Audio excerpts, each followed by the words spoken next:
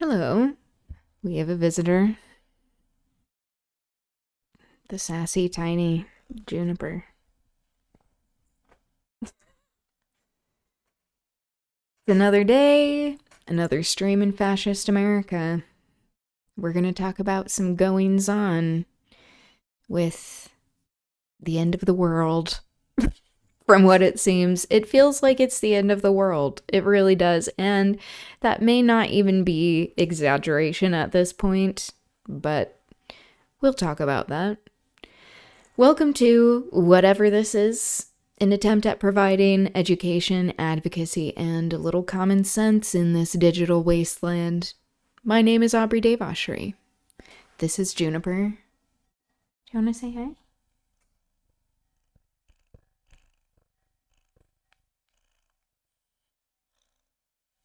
Oh,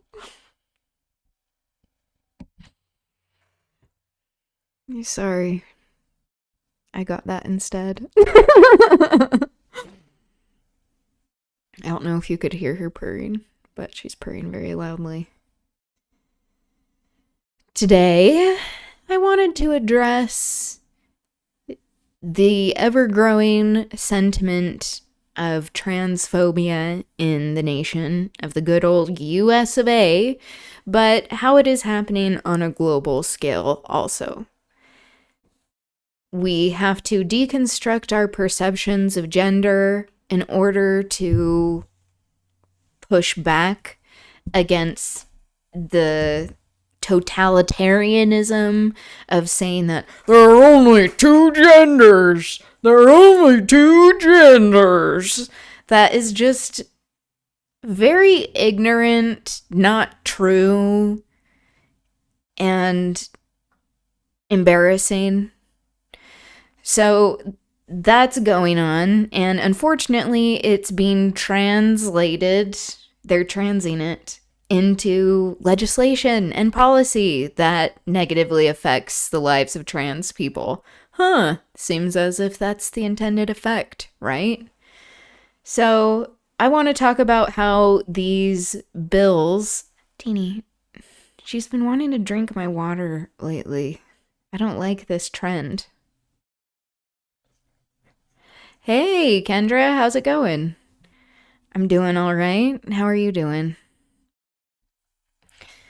There are a number of anti-trans bills that are popping up across the nation in America that I wanted to go over, as well as the targeted policies that are happening in India at this time. We see how religious nationalism is extremely dangerous for every society and government.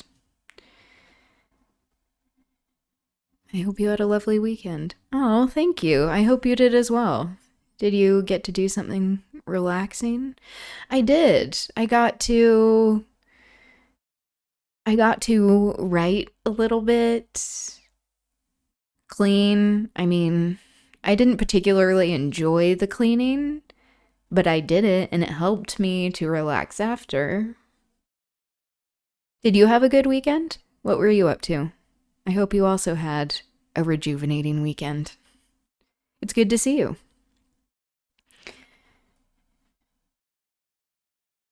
Okay, so as we're talking about all of this anti-trans sentiment that's growing, I want to talk about the things that we can do to fight against it so that we're not just focusing on the negative things, that we have avenues for addressing these issues and moving the needle. So I want to go over historical strikes that have been effective, specifically in American history. The Labor Network for Sustainability has a video that I wanted to watch. I haven't seen it, but I wanted to give that a view and then talk about some local news that has happened, because things are definitely escalating with police and the environment, pollution, ice, all of these fascist issues are coming to a head in many areas of Utah. So I want to talk about that as well.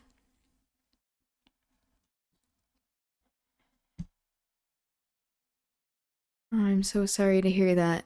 I mean, I just want to say, as Americans, do we have the right to lecture other nations about their policies? When we run a white nationalist administration, are we as Americans the right people to comment on a nation subjugated and enslaved and had $60 trillion of wealth stolen from them, rendering a third world nation? Well, I'm Indian, and with my family coming there, I like to critique the government, and I think it's necessary to critique the government because the privilege that I have in the US is because my family comes from a privileged caste, that they were even able to immigrate here in the first place, and that caste system is extremely fascist in nature. And I like to relate how American class and wealth inequality is caste that we have here. So I like speaking to that. I do think it's good to talk about other countries' governments and what they're doing well or what they aren't, that we can separate a people from government policies, I think is important, because we don't want to turn people into monoliths, but we can criticize their governments and what they're doing, and I think that's important. I had a lovely weekend. Oh, that's great. Your son turned 16. That's fun. A murder mystery themed party. My best friend is Indian too. Oh, that's cool. Yeah, it's like, I think we need to, I mean, you're right in saying that, like, as Americans, like, we have a ton of bullshit going on, that it's not like we have all of these solutions for people. Like, as a group of people, we are not great at displaying democratic values and resisting empire and having actual liberal values in terms of like civil and human rights. But yeah, it's good to talk about what other countries are doing well and what they aren't doing well, so that we can talk about the deeper layers of how it affects human beings in general. I simply commented because I'm white and have no right to talk about a nation. Yeah, and I mean, like, as you learn more about it, you can be more educated and develop your own opinions about it. It doesn't mean necessarily that, like, you should be viewed as an expert on it, per se, but, like, you can still develop your own opinions as well with it. I think that is a common thing that we experience in the US, specifically growing up in the US, is not understanding a lot of foreign policy, because it is a vested interest of the empire to tell a very empire friendly story of the past, and in terms of foreign aggression and the violence that allowed it to get to the place of empire that it's at. So we have to acknowledge that. I feel deeply ignorant on a lot of foreign policy issues because of this. We cannot solve every issue. That's true.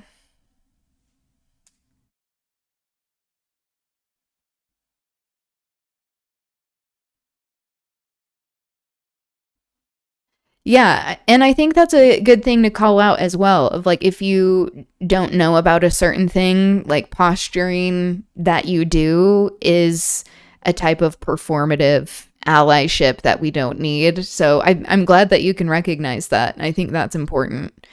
But it also should not discourage education of just having more curiosity about things. It doesn't mean that, like, commentary is always necessary. But since we are experiencing so many things on a global scale, like the oppression of capitalist interest that keeps us all subjugated to the billionaire class. Like, we experience a lot of similar things that unite us that I think are important to talk about as well.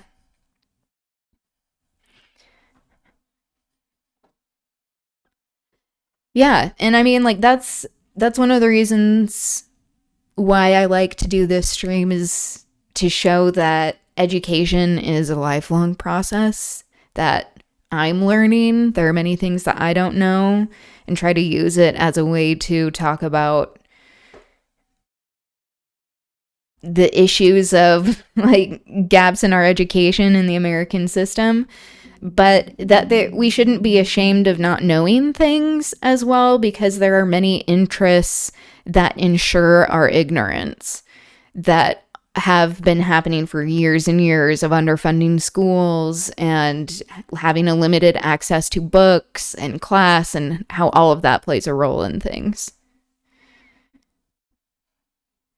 One piece of information I know about India is the classism. Yeah, classism. So, this element of caste and religious nationalism, of religious Hindu nationalism specifically. Yeah, it's like, this is why I like to talk about them in comparison, because we see how both of these lands have been ravaged by colonization in different ways.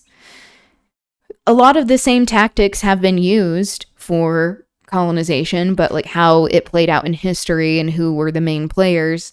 I mean, I guess the British. The British did a whole lot to colonize the US and Turtle Island and India. They are not the only colonizers, but yeah, it's good to talk about how there are common tactics used for colonization, and the similarities in how policy is established with these regimes that are specifically religious nationalist. So for the US, how we have this white Christian nationalism that is on the rise and being imposed on the rest of us through policy, or this Israeli Jewish nationalism that is happening with the Israeli government, and how all of these systems work to end up hurting the people that they are supposedly benefiting the most as well. That when we are all in this society of non-consensual domination by these moneyed powers, that there are very few avenues for recourse, and that they are very unoriginal in the ways that they establish this kind of subjugation. Not knowing enough about something and then commenting can come off as ignorance. Yeah, I agree.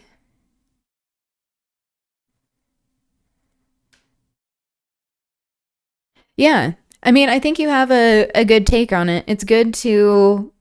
That's one of the hardest things about knowledge and ignorance, is knowing what you know and knowing what you don't know, and how you can't know what you don't know all the time.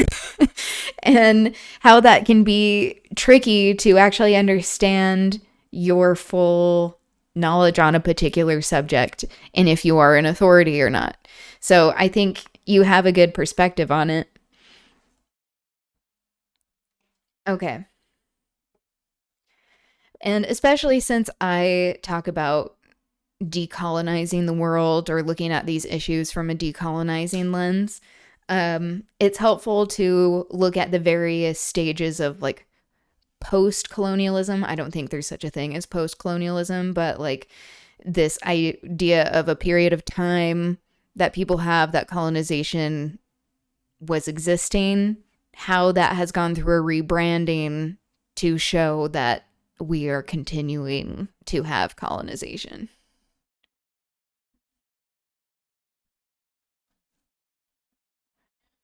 I'd have to respectfully disagree with you. Speaking about the US makes sense. I'm assuming you and I both live here. Speaking about other Western allied nations or even Israel, since we're closely intertwined with US, makes sense. But if we are commenting about India, China, African nations, etc., then it comes off in a very off-putting way to me. Because we are in a much more privileged position, and them commenting on things that we don't fully understand is something I cannot fully support. Well, since I'm part Indian, I am fine talking about it, and I think it's necessary to talk about it because since we're all humans, it's good to analyze these systems of oppression that we are all in, that there is a lot of fascist religious nationalism in India, and we see that in the US as well.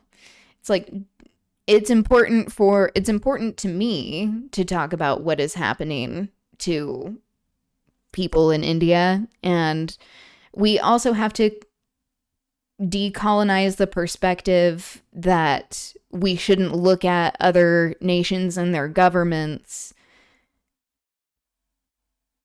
that we don't want to invisibilize people or have this condescending perspective of saying like, well, they don't have as many issues or we shouldn't look at them yet. It's like, it's important to see how all of it is connected, how all of these systems work to oppress, especially talking about the history of colonization and how these Western powers have impoverished many places and how these places were not always like that it is a way of keeping history alive.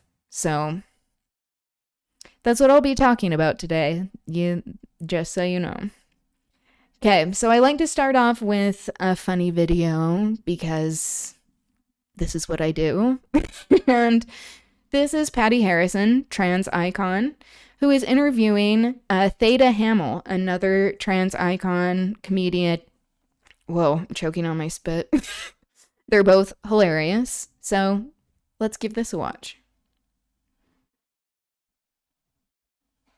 Oh, whoops. And I'm here with the amazing...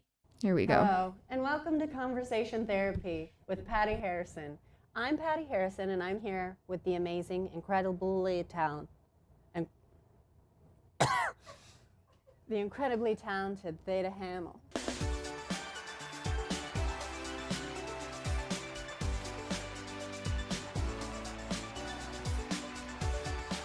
Welcome, Theda. Thank you so much for being here. How are you doing?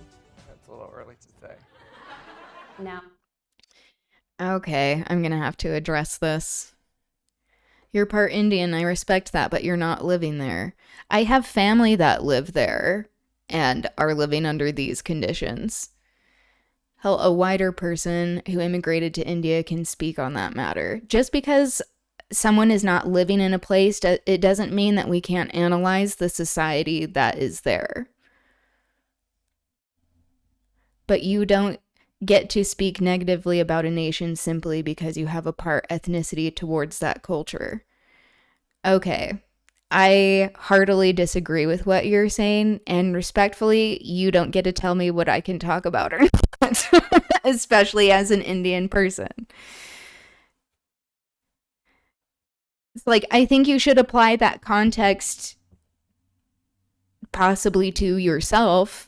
But like, as someone that has some knowledge about this stuff, it's important to talk about this. Just because I don't live in a country, it doesn't mean that I've been to India. I have family there. I have cultural ties there that affect me now, that there are relationships towards how people are perceived in India because of policy that are similar to situations that happen in the US. Like, it's important for us to learn more about these different societies. That our ignorance is a tool that they use to manipulate us and say, like, okay, well, you can't talk about this or talk about this. It's like, I'm someone who can talk about this. I can come from a place of knowledge. You recognize that you don't know about it, and that's good if you that you are not posturing as an authority. It's good to know what we do or don't know. Transgender is a term that you coined. Can you But I'm going to explain talk a about little it. bit? I didn't coin the phrase transgender. Oh. It's but I did appropriate it. I am pretending to be trans to get sympathy from strangers. Yeah, me too. Yeah, because it's trending, Yeah. as you know. It's a very roundabout Media, way to get sympathy trans is from trending. At what moment did strangers. you decide that you would be a trans? November 9th, 2016, I thought this of all times to be trans has got to be probably the best. And I'm white, part Italian. I've been to Italy and France. That doesn't make me an expert. I mean, you don't know what I'm an expert in or not. You just seem to be projecting your perceptions onto me of what I can or can't talk about. And that's not the same situation at all.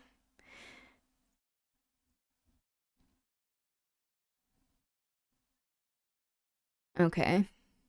Well, I'll keep going. Just for starters, the fact that America is going to be great again, and we're going to take our country back, Yeah. and all that kind of stuff. I just thought this is going to be the best, the most ideal environment to be a trans person in. And so, with that in mind, I went through the process of lying to doctors to get medicine, You gotta lie. which was, I mean, they're just pushovers. Yeah. Not only is it easy to lie to get medicine from doctors, it is fun.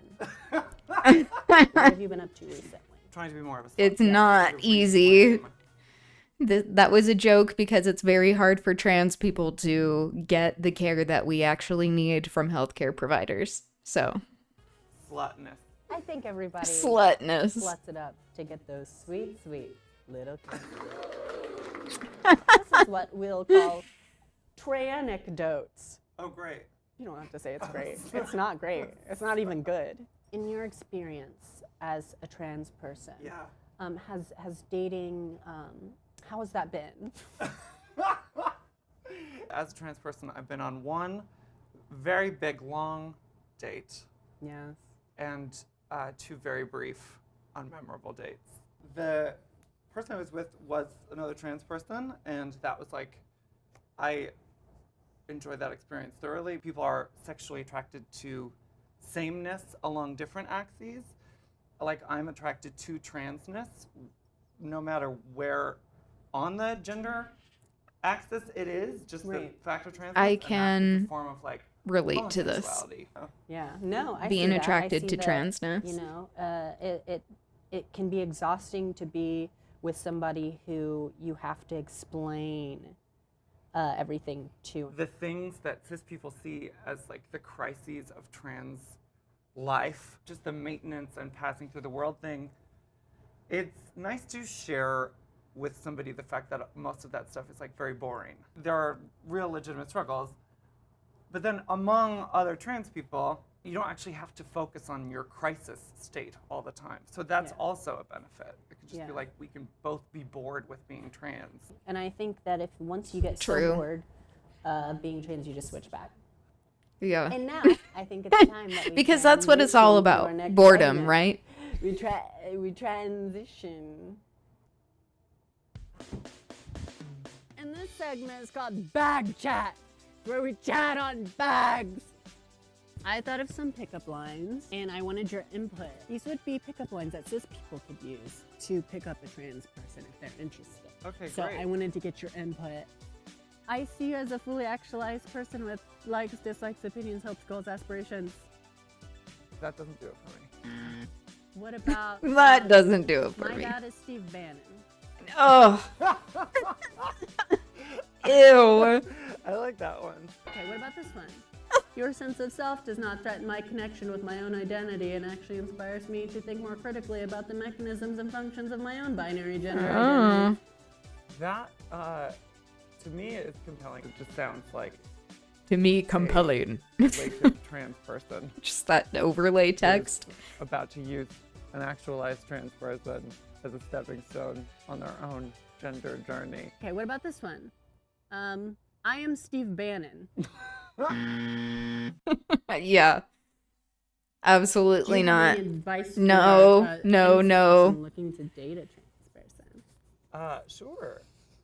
The first thing is that we're all trans people are we're just sluts who want to be told what's bad about us. So I would love to be told. All tarns are slut. There are shirts in Utah where I'm located where they will say SL for Salt Lake and then Utah, so SLUT slut, and I love those. I appreciate them. That I have a big nose, that I'm not cis passing. I would love to be told to like wear a girdle. I don't even think that's just limited to the trans community. I think everybody likes to be told to wear a girdle. Now's the time in the episode that we're all here for. It is called conversation therapy because a part of it's a wordplay on conversion therapy. And I will be. I love Patti Harrison for a number of reasons. Being hilarious is the primary one, but the awareness is of all the things that are happening now. I mean, this was filmed a while ago, but it is still very much an issue. It is a growing issue, even conversion therapy, how this white Christian nationalist fascist regime are trying to bring this back. And this is extremely dangerous and concerning that we all need to be aware of and resist. Converting you back to your cis majesty. And if anything goes wrong, Cis I'm majesty. happy to lay myself That at your gets me mercy. every time. Okay. I'm nervous. I haven't. This is. Okay. Close your eyes. Let me pray for you real quick. Dear God, I hope this goes good. Okay. What is that? Cup?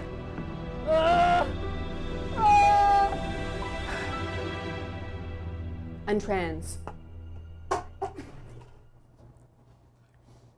That was Did it it. work? The procedure's Feel? over. How do you feel?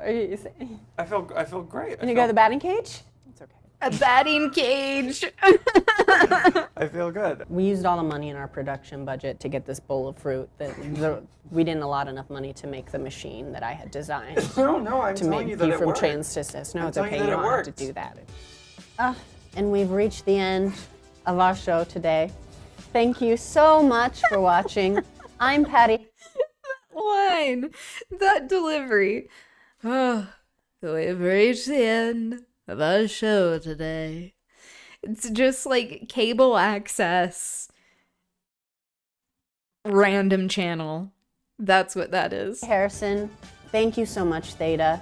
Thank you for having me. It's been a pleasure. If you like this video, like, subscribe. Tell me in the comments what I should change about my face surgically. Tell me what isn't so passing. Can you see my facial hair? Let me know in the comments. That is a way to really get at the trolls. Just call them out. Okay. So, getting into some of the national bullshit that is going on. We have ICE at airports, and it is already going very poorly, as we are seeing from many social media posts. I saw that at the San Francisco airport, there was a family that was detained already. This is a way for the Trump administration to strong arm Congress into funding ICE. The irony is that the TSA agents aren't working because of the government shutdown, because Republicans refuse to compromise on any sort of funding or regulations or oversight for ICE. And so now they're sending in ICE, the whole problem to begin with, into these places where they do not have training to be security. It's very dangerous and scary, and this is meant to intimidate people. And now this is an interesting turn of events, I have to say. I mean, it's not surprising. I was wondering when this was going to happen, to be honest. I mean, there already are very nefarious practices being done at these airports in profiling people and targeting people, detaining people, questioning people, violating their rights. That's already happening. But this is reaching a level of class for people that this kind of violence has largely been like partitioned from.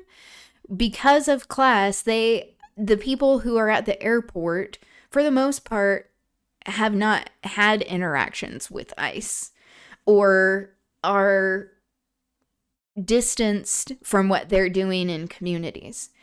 And so this is an interesting way to see how they go about all of this fascism to these upper class people as well. So this is Matt Bernstein at the airport. With the long TSA lines because TSA workers aren't being paid. And this is what they're doing. Absolutely fucking nothing.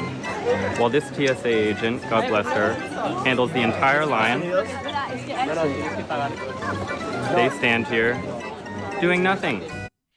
Yeah, and Trump said, so they won't take off their masks when law enforcement tell them, when attorneys general tell them, when Congress tells them. But when Trump, the president, says that they can't wear masks at the airport because they're scaring the upper class people, it's a class issue. They don't have masks anymore. So we need to take pictures of all of these fuckers so that we can remember them. Take pictures of their faces, people. Yeah, of course they aren't doing anything. More. Good job, guys. Good work. Literally, this woman is handling the entire TSA line. While 4 different ICE agents stand and watch her. We got some backup to do nothing. Break time, hard day at work. I actually can relate to you guys in the sense that when I worked retail, I also... They're looking nervous. And that's good. This is a reason why we've been wanting them unmasked, so that they don't feel like they can have impunity and endless aggression without any sort of consequences. Walked around a lot while doing nothing to convince people that I was working. Well, at least I can sleep easy, I've done that knowing with that this retail airport before. finally has armed bathroom attendants. Snack time. Tough day on the job. So lines are the exact same length they were before, and we've replaced the people who actually knew what they were doing with untrained armed Gestapo. We did it. We made airports great again. So I'm at JFK Airport, where today ICE agents were sent to... Yeah, that's happening. This is very concerning.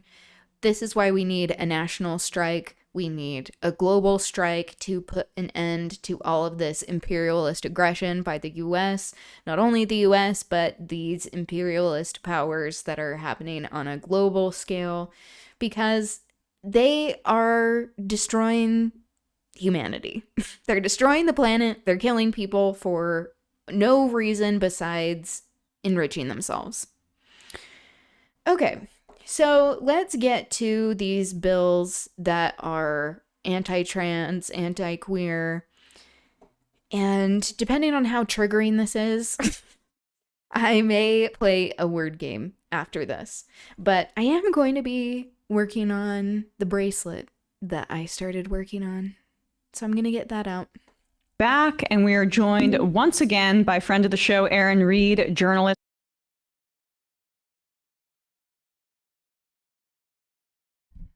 Okay, that was weird. Are you gonna? We work now? are back, and we are joined once again by friend of the show, Erin There we Reed, go. journalist tracking anti-LGBTQ plus legislation around the world and in the United States at Erin in the Morning on Substack. She's been tracking some of these anti-trans measures across the country with her anti-trans national legal risk assessment map. Erin, thanks so much for coming back on the show. Thank you for having me on. Of course. So, let's just talk about that map, that your newsletter, the do not travel advisory list that you have on your site. And I would highly recommend that people subscribe to Erin in the Morning if they want to follow this really important reporting. You've recently added Kansas to that list, and we can talk about Kansas specifically in just a second. But which states are on that list?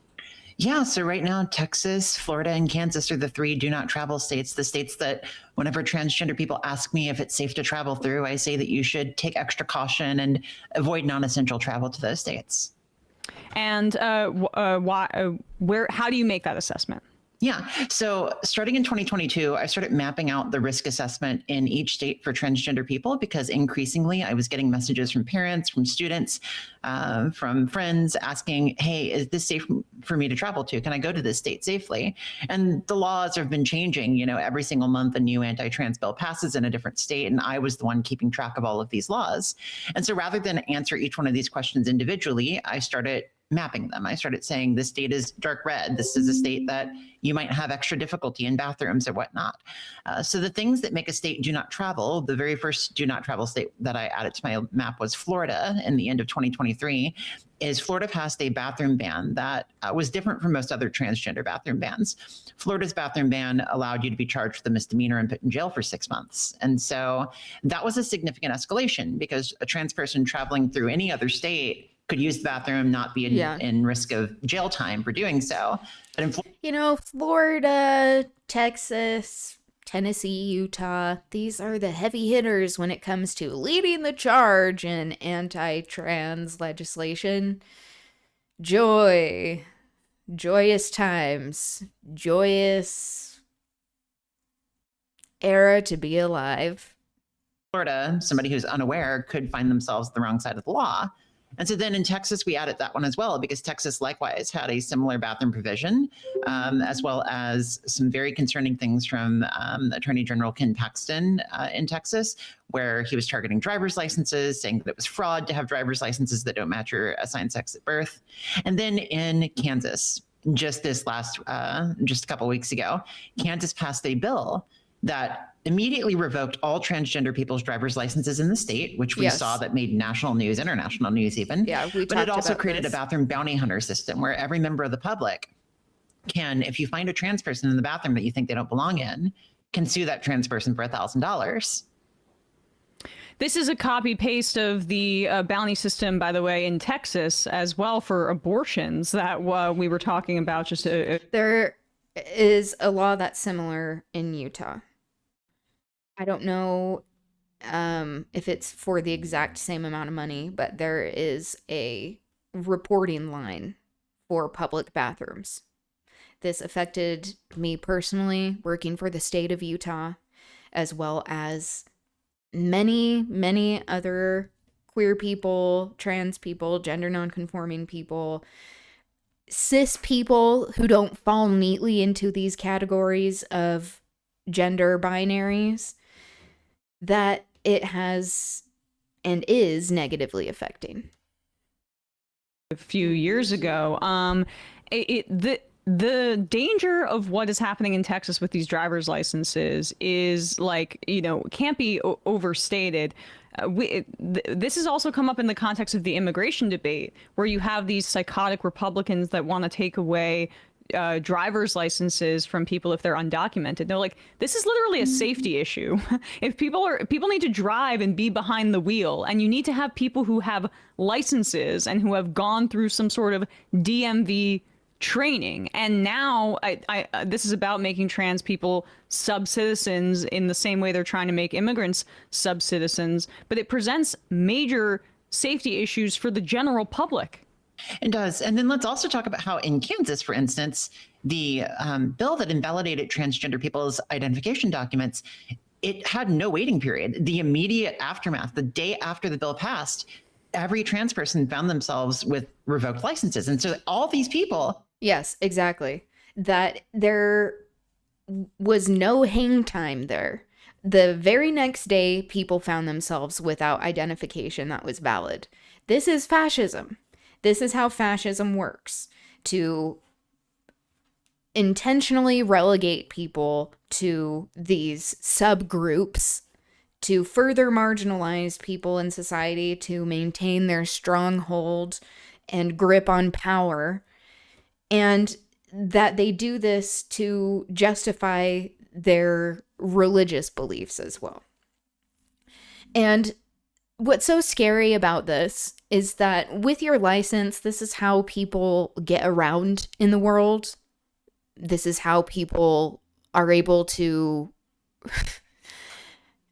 live as an adult, going into venues with ID, making purchases, being employed. You need your identification to be a human being in this society to just function. It is intentionally dehumanizing people in order to relegate them further to the margins. And this is systematic. We haven't gotten here out of nowhere. All of these laws that have been passing, that have happened, that people have not given a shit about in this nation, and a lot of people have not really, they're just kind of like, oh, that's sad. This is where we're at. And they are starting to tell ICE that they can round up trans people. Let's be honest, they've already been rounding up queer people. It's like we know a cop when we see one. And this is not good. This is not good. This hurts everyone because people who are perceived to be trans, who still may identify as cis, are affected by this because you are at the mercy of whoever is being the authority on what gender should or shouldn't be, that they are then projecting their perceptions onto people and making decisions based off of these biases. You have to get to the DMV to update your license. How are you going to get there? You can't drive. You got to call a friend. What if you're in a rural area? What if you can't make your way to the DMV? And what's worse is if you travel to that DMV and you drive there and you get caught, they could revoke your license for even longer. They can say for 90 days, you cannot get a license. And so people are struggling in Kansas right now. People are really struggling. I know people that have fled the state because of it. It's also a major safety issue if you're a trans person that has to present your driver's license in any setting, which is going to be in a lot of settings, because it immediately outs you as a trans person. And that's the goal. Yes, is that exactly, that's the goal. We're steps away from genital inspections. That's what it seems like these bathroom bills are designed to gear our society towards. But the license plate thing is, it's about these like completely psychotic, puritanical fears that, gosh, you may be attracted particularly to a trans woman and not know that she wasn't assigned female at birth. And if you have a driver's license that tells you, then don't worry, your gay panic can be quelled for just a second. Just shove those feelings down deep. Absolutely. Absolutely. It is about outing people. And you mentioned like the genital inspection thing in Idaho, which I do believe will likely be the next state that gets added to my list if a certain bill passes. A bill just passed the House there that sets for a second offense using the bathroom a 5-year prison sentence. It is the most extreme anti-trans bill that I've seen in any state. And in that bill, the Fraternal Order of Police came and testified against the bill, because they said, we don't want to have to inspect people's genitals and throw them in jail for 5 years. But that is how far they're going. Oh my I'll God. also add that bill, I'm shocked that there was actually a cop willing to do this. Shocked. Speechless even. Wow. I'm glad at least that cop could see that it hurts them. In addition, that it is inherently dehumanizing, intentionally dehumanizing. That is the whole point.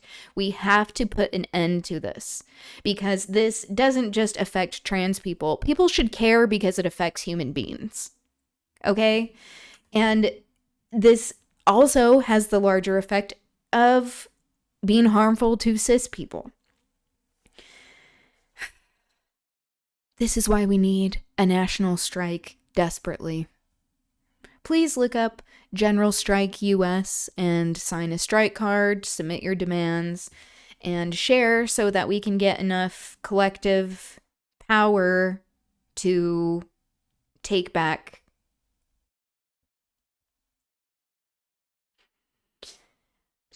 our power from all of these fascists in the nation. And we also need a global strike. So please fill out the form in my profile. Second offense using the Please and bathroom, thank 5 you. years in jail. Idaho has a 3 strikes law. So if you get 3 felonies, you can get jail up to life. Like, that's how the Idaho criminal code works. So if you use the bathroom 4 times in Idaho, you could be in prison for life as a trans person if this bill passes. And so, yeah, I don't know where the bottom is here. Like, where does this end? Where does this go? Like, what will be enough for them? And I haven't seen it yet. Nothing will be enough for them because this is out of the fascist playbook. They're going to, and already have been, starting to round people up and ship them away. They already have these death camps and concentration camps that they have set up for immigrants, specifically brown immigrants, or just brown people in general, because of all the rampant profiling, that this is where things are going. Like, this is pink triangle during the Holocaust shit, okay? And queer people who have not been caring about what's happening to trans people are in for a rude awakening into how they will very soon be next. It's also, we did an interview a few weeks ago about the neo-Nazi contingent within the state of Idaho. It has, some of the more far-right elements in the entire country, but it's not unique. To your point, Idaho, if this legislation goes through, they'd be the 10th state to also ban Medicaid funding for gender-affirming care for anybody. Can you speak a little bit about the efforts to ban gender affirming care across the country and where we're at in terms of like total states? Yeah, absolutely. So roughly half of the states in the United States ban gender affirming care for transgender youth. And we are seeing an expansion of this as well into a new phase. So earlier, yeah, because they were saying, oh, this is only about kids, protecting kids from being transed. Okay, then why is it that you're trying to eliminate gender-affirming care for all adults? But somehow it seems to be okay for the cis people that if a woman is going through menopause, that she will get estrogen, that men will get testosterone if they have low libido. But if you're trans, you don't get this kind of life-saving care. It is all about reinforcing these gender binaries to support patriarchy, because patriarchy benefits from the subjugation of other genders, specifically the invisibilization of any genders beyond the binary, or how the binary really is fluid, and that there is this perceived weakness in wanting to be feminine or female, and that there is weakness in not being manly or masculine enough. A direct result of hetero cis patriarchy that is a colonizing mentality to invisibilize and erase people. Just last month, the Heritage Foundation president got onto a podcast and announced that it was the Heritage Foundation's intent to ban gender affirming care for everyone, to outlaw it for everyone, he said. And immediately afterwards, we started getting news that the president was starting to target transgender care nationwide, and that Republicans were starting to target transgender care nationwide through Medicaid bans. And we just got a Fourth Circuit decision, which is the circuit that I belong to. I'm in the DC area. We just got a Fourth Circuit decision that specifically says that states can pass laws that can make transgender people appreciate their sex in Medicaid bans. So these are gender affirming care bans for transgender adults. Whereas you cannot get this bad faith framing and just corruption of language that the fascists use is abominable, because they use it to justify their abominable acts, which are way more heinous than the manipulation of language. But the manipulation of language perpetuates the harm, by the way. The way that they're trying to say, oh, this is to help people appreciate their gender. This is to protect women. This is to protect children. Meanwhile, hurting all of these populations very explicitly.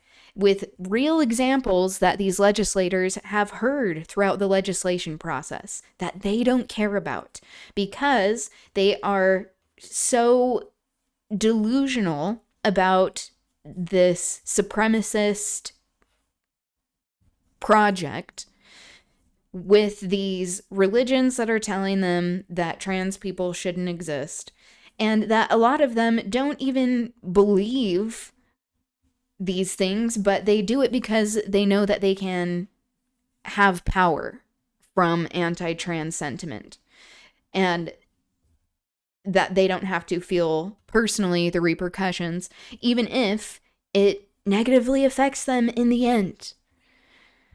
This is why we have to talk about our rights and human dignity as a collective, because when some of our rights and dignity are attacked, all of our rights and dignity are attacked. Get it covered through Medicaid. And we did see in just this last appropriations fight in Congress. I'm sorry, Aaron, can I just pause for a second? When they say appreciate your sex, can you explain what that means? That means that, you've got to just be not trans. Like we are erasing your identity. So this is the thing, is that the precedent is now set in court to where basically any law that you pass against a trans person could be considered legal because you are helping them appreciate their sex. So right now it might be a Medicaid ban on transgender adults, but in the future, what if it's, psychological commitment, which we have seen Republicans, certain Republicans stand up and say that that's what they want for us. Nancy Mace has said that, for instance. And so again, I don't know where the bottom is here, but yes, there are increasing attempts to ban gender affirming care for transgender adults. We actually see this right now in incarcerated trans people who are currently being mass detransitioned in the federal prison system, and where the new guidelines is to withdraw their gender affirming care and to put them on psychotropic medications. So this is basically So we see the whole systemized way to dehumanize people and extract as much resources and money out of them as possible, where you make people second-class citizens, which has already happened in many ways to immigrants, people who don't have documentation, trans people, people with disabilities, people of color in general, and how when people are criminalized, then they are sent into the prison systems, and how these prison systems donate a lot to conservative and Republican, and let's be honest, Democratic candidates to uphold this for-profit slavery system. That's what's happening.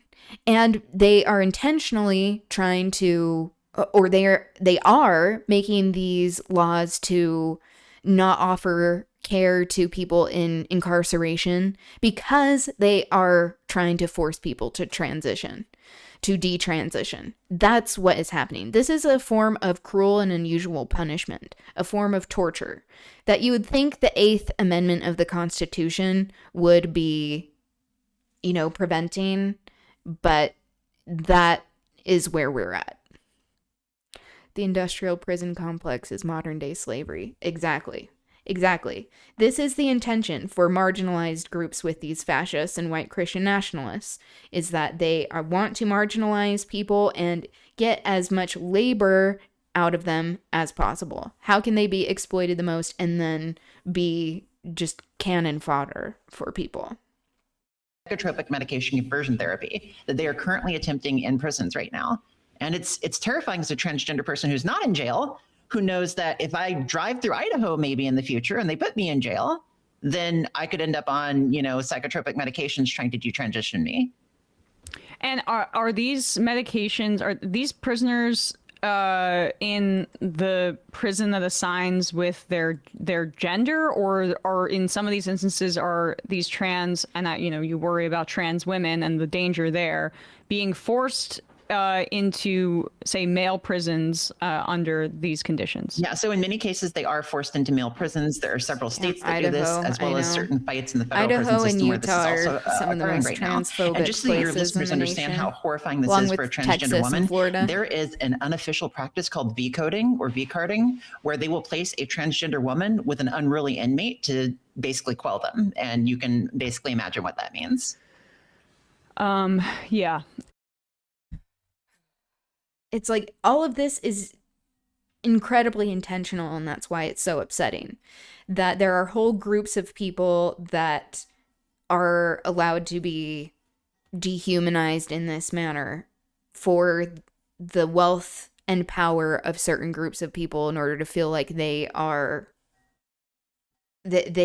have a place in society.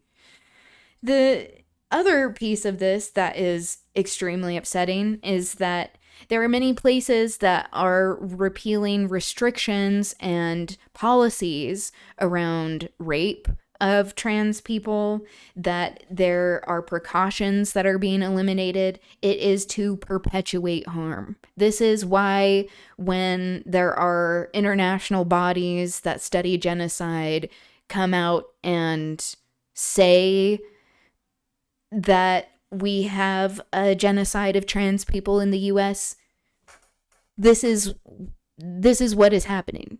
This is the result of all of this.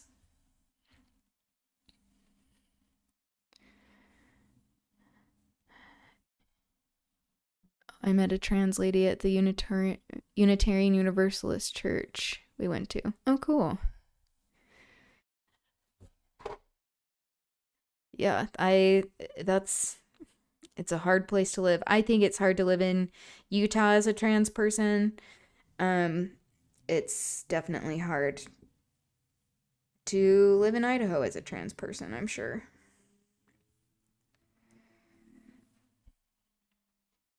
Once again, the focus on transgender women, I mean, it's overemphasized in this legislation because this is why homophobia and transphobia are intrinsically connected. This is why women's sports and girls' sports are the disproportionate subject of transphobia. It's because it all comes from a patriarchal, homophobic, traditional values, religious fundamentalism, and the people that try to extricate the two are aiding and abetting fascism. Absolutely. And the same organizations like the Alliance Defending Freedom have already come out and said that it is their intent to overturn Obergefell. Yes. It is their intent to overturn gay marriage. Yep. And we are seeing bills in places. Hi, Stuart Little. Welcome, welcome. Yeah, they have made it very clear, this fascist regime, the conservative legal movement that has been underway for years and years and years, by Peter Thiel, by the way, that they are trying to overturn gay marriage. So especially the elitist white gay men, pay attention, listen up, bitch, because this is coming for you. This is why we talk about our liberation being collective. It has to be intersectional. Again, like Idaho, targeting gay marriage next. They want to challenge Obergefell. Well, North Dakota was another state that was trying to target Obergefell, and they are included in some of the worst states categories in your risk assessment on your Substack.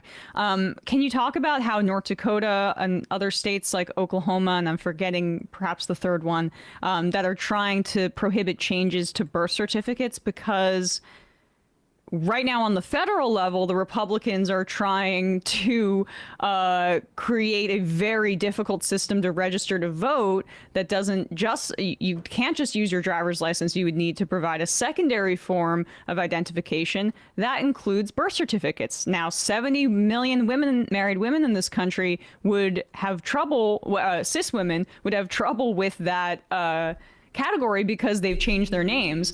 And this is how you know that it is coming from patriarchy. This institutionalized misogyny, that it is not a bug or just like like catching strays, essentially, for women to be disenfranchised in this way and to be the recipients of it. It is the intention. We see how there is this male hysteria, taking back that word, imposing it on the patriarchy.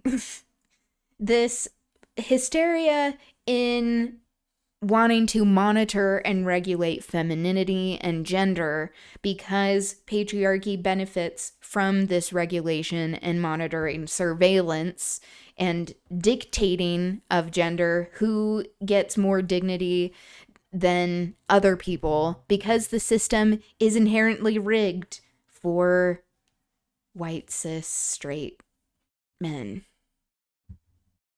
Yep. That's all I got right now. Now, on the, like, for trans people, they're trying to prohibit birth certificate changes on the state level. Yeah, it would be an immediate disenfranchisement of, for one, basically every transgender person, and then for two, for many cisgender women who have changed their names after marriage. And this is something that, you know, we saw in Kansas, whenever they revoked the driver's licenses. Kansas has very strong voter ID laws, and they revoked these licenses immediately before the primaries. And the primaries happened, and many trans people couldn't vote in the primaries. And so, yes, we do see these sort of voter harassment techniques that are also being used and tied into the fight over transgender rights. This is actually very relevant right now with the SAVE bill that's happening in Congress, right, where they have, you know, inexplicably taken this bill that is focused on voter ID and on birth certificates and on mail-in voting, and then they've just tacked on 2 anti-trans provisions just on the end of it. And so, yeah, we do see this fight very much connected. We had somebody write in, and I have this IM somewhere, about blue states. Wanted to ask, here it is. Charlie She/Her says, if you get to this during her interview, can you ask Erin if there are blue states she's worried about? I know in Washington, there's been pushes to implement sports bans and, quote, parental rights petitions. Yeah, so there are 4 blue states that I'm concerned about based on what I'm seeing on the ground. California, Washington. I'm also seeing some concerns out of Maine and Colorado. All 4 of these states have various concerns. 3 of them have ballot initiatives moving based on sports and on other things. And then in California, we have seen, you know, a significant amount of attacking of transgender youth in the state. We've seen some support from Governor Gavin Newsom, for instance, on sports bans in the state. And then we've also seen forced outing happening in school systems in the state. And so these are things that I am concerned seeing in blue states. Blue states are not immune from any of this. And we've seen hospitals in several blue states capitulate to Trump administration demands that they drop gender affirming care. Exactly. This is something that you can't run away from. You can't escape this by running to a blue state. You can maybe find yourself in a somewhat safer situation for a little while, but this is a federal attack on transgender people as well as a state-based attack. Yes. Can you talk about how... Yeah. Honestly, fuck Gavin Newsom. Gaviner Newsom. Fuck that guy. How he was like, we need to not be as caught up with pronouns. And it's like, okay, so you're wanting to run for president and you know that all of these younger generations, well, not all of them, that a lot of these younger people actually see trans people as human beings. Not all of them. But there is a significant portion of the country that isn't transphobic, that doesn't understand why this is happening until you realize that this is all meant to reinforce these inequitable systems of dominance. Fuck Gavin. Yeah, exactly. Exactly. This is going to spread. And this is why it's so devastating that Democrats have capitulated time and time again and ceded ground to Republicans, these fascists, who don't think trans people should exist. Guess what? Legislating us out of existence isn't even possible. But they're trying to make it so that they can continue their genocide against trans people, that it hasn't really taken a whole lot for them to step on the gas, that there have already been these movements in play. They mentioned parental rights, And this is a code word in many conservative spaces to say, like, you get to impose your religion on other people in behalf of your child. That's essentially what it means. Where they say, it's my parental right for you to not teach my kid about sex. Okay, fine. But what about, that doesn't mean that you then try to get rid of all sex education. Then just take your kid out of the class, okay? But they're going to be a menace to society. Can we acknowledge that? These parental rights people only want parental rights for themselves and not parental rights for everyone. Because when it comes to the parental rights of parents of trans kids, that goes out the window. No sort of validity there. So that hypocrisy really is astounding. I hate parents that homeschool their kids. It's an epidemic. It really is. And we're wondering why some of these like younger people, like all of these reports coming up and saying that like, oh, American children are really struggling in school. Yeah, maybe it's because they have had all of these programs defunded. No one wants to be a teacher because it is a hard job that isn't paid well. But you think you're qualified. I know. It's really concerning hearing about people's experiences in homeschool, I have to say. These attacks on Medicaid funding for gender-affirming care, and just generally the more barriers that are being created for gender-affirming care, both for adults and for young trans people, are creating cost burdens or exacerbating existing cost burdens, because it is not cheap to be trans in this country. Like, it's not cheap to be cis and get health care. Imagine if you're of course you don't need to imagine, but people in this audience that are cis, imagine if you're trans and trying to access care. Yes. And this just, I would imagine, and they just want to make it religious. Exploded the costs of gender affirming care in just a short period of time. Yeah, so the unemployment rate for transgender people is 18%. So this is much higher than the general public unemployment rate. And for those who are employed... Hello. Hi. I'm a trans person who was pushed out of their job. Please hire me. Please subscribe. If you have not subscribed and would like to support an unemployed trans person who is a recipient of the backlash against trans people in this fascist state of America, do subscribe to this stream. Okay. PSA done. Transgender people typically receive much lower pays than cisgender people. We are often put in jobs that are not very highly rewarding or lucrative. And so, yes, we do already have an enormous cost burden. And whenever you ban Medicaid coverage for transgender care treatments, in many places, it is like outlawing gender affirming care, period, because these people cannot afford medications. It becomes extremely hard for them to get their medication. If you're in a major city, sometimes there are programs that can help you. But if you're a rural transgender person who, is either suffering from unemployment or low income, these Medicaid bans make it enormously difficult to get your care. And this is especially true for transgender youth. Transgender youth have even heightened burdens because some of the medication and the extra care that they receive by virtue of being a trans youth, getting that care, it can make the cost prohibitive in many cases, especially whenever it comes to psychological care, which already isn't well covered by Medicaid and which already suffers from lack of it. Thank you. Thank you for the gifted sub, Turd Bomb. You are the best. Woo woo. Insurance coverage in many cases.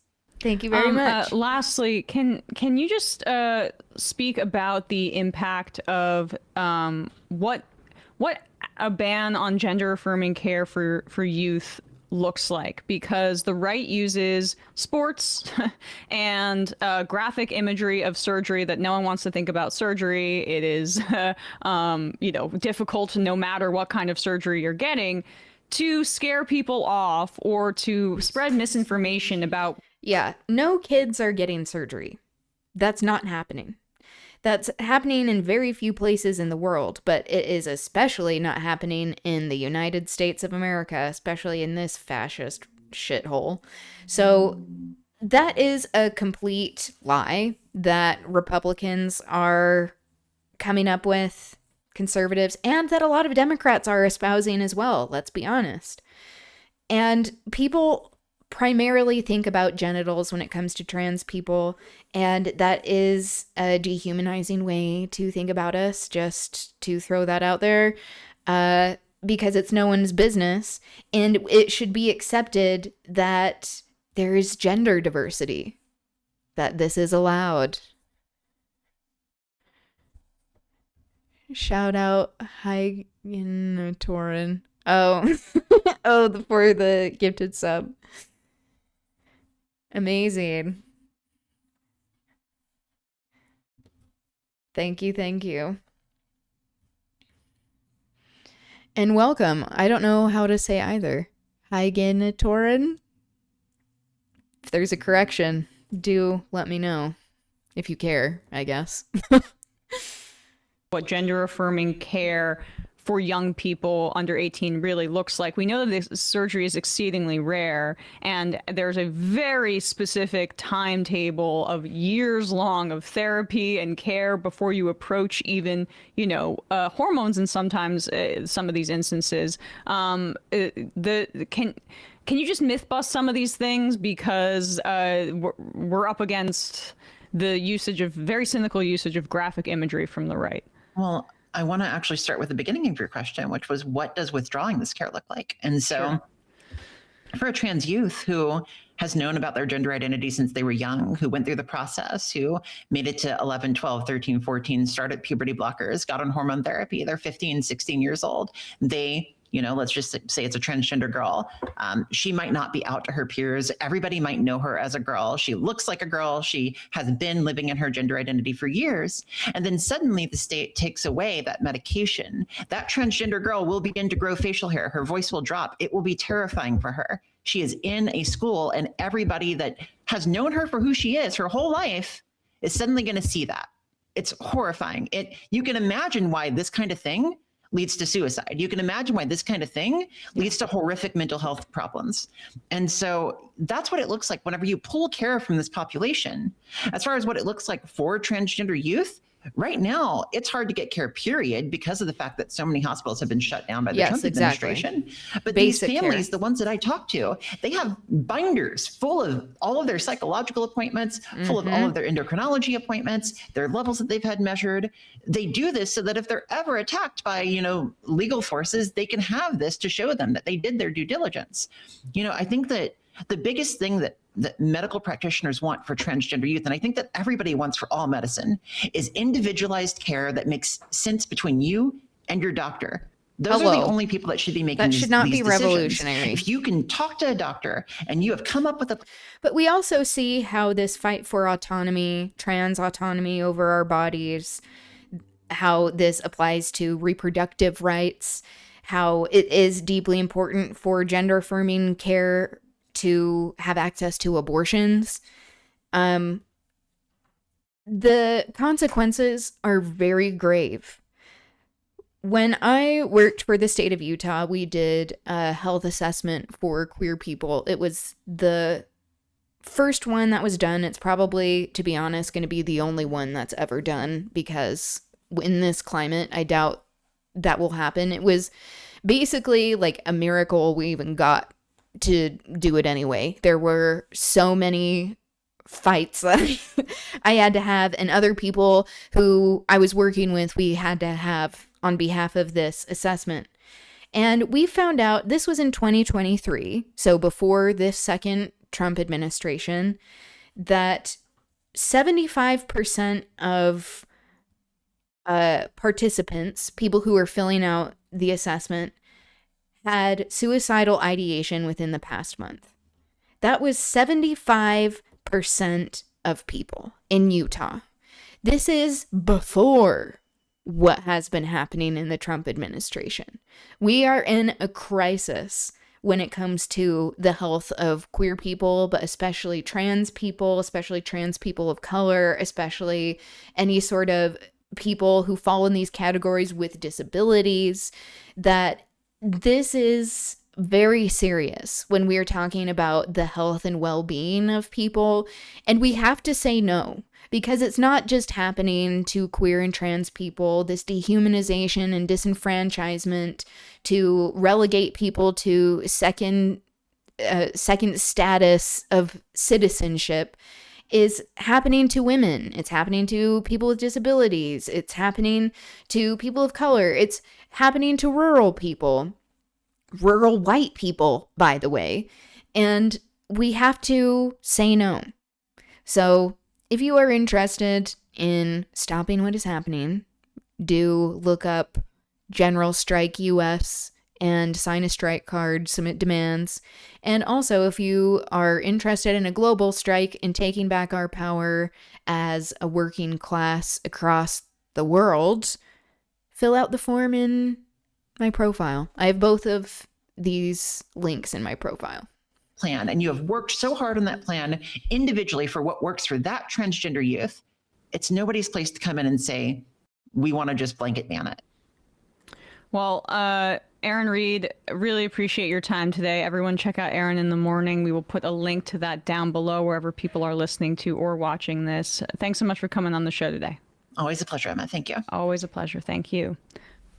Hey, folks, don't forget to hit the subscribe button and check out our daily show. We do it every day at 12 p.m. Eastern for about 2.5 hours. We even take phone calls. You should check that out.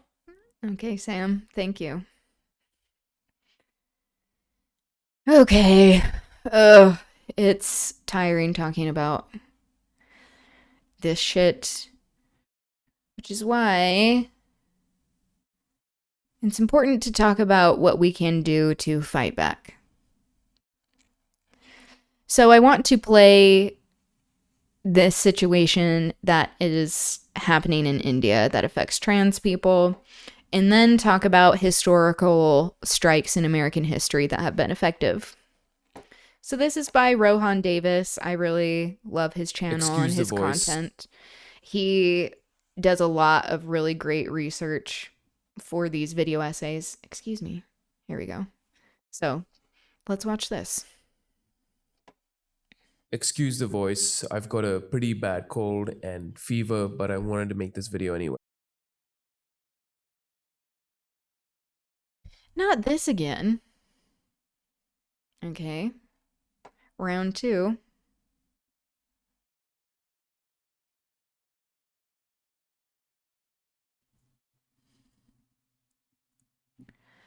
What is this? New York City Mayor's Office. I'm just looking at this recommendation. We got back 1.8 million for workers. So I've got a pretty bad cold and fever, but I wanted to make this video anyway. I just wanted to talk about the transgender bill of 2026 being pushed by the Hindu nationalist government of India. In 2023, I published a video on the erasure of trans people in colonial India, and even while doing that video, the LGBTQ community was in a legal battle to have same-sex marriage legalized. It is a battle that is still ongoing, as India still does not legally recognize same-sex marriage. And following that trend of propelling the nation backwards in time, things have taken a turn for the worst, as the Hindu nationalists have said. This is why it's important to call out this shit as it is happening and try to put a stop to it. There are global repercussions to what happens at the heart of empire.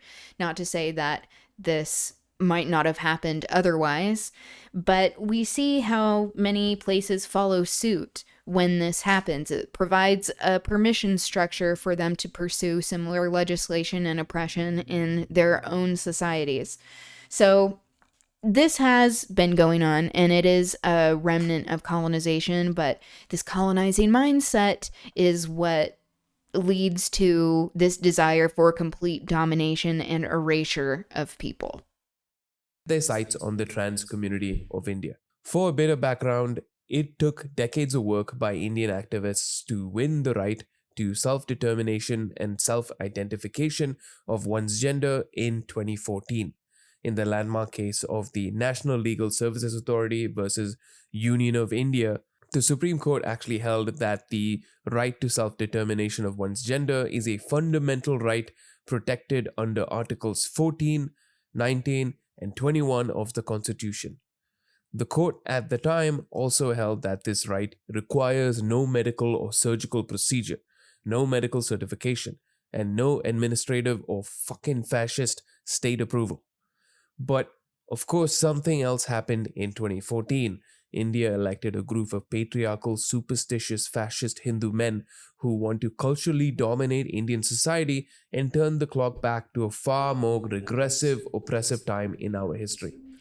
We also see the overlap of Islamophobia in both of these societies, in American society and in Hindu nationalism, Indian society, where this has been a tool of fascist regimes to gain a foothold in power and to maintain power, and then execute these very violent policies to maintain their dominance.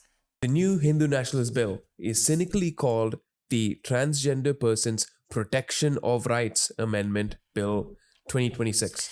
Remember how I said how they always have this bad faith framing that is completely disingenuous, these fascists? Yep, this happens all around. These fascist tactics are very similar, wouldn't you say?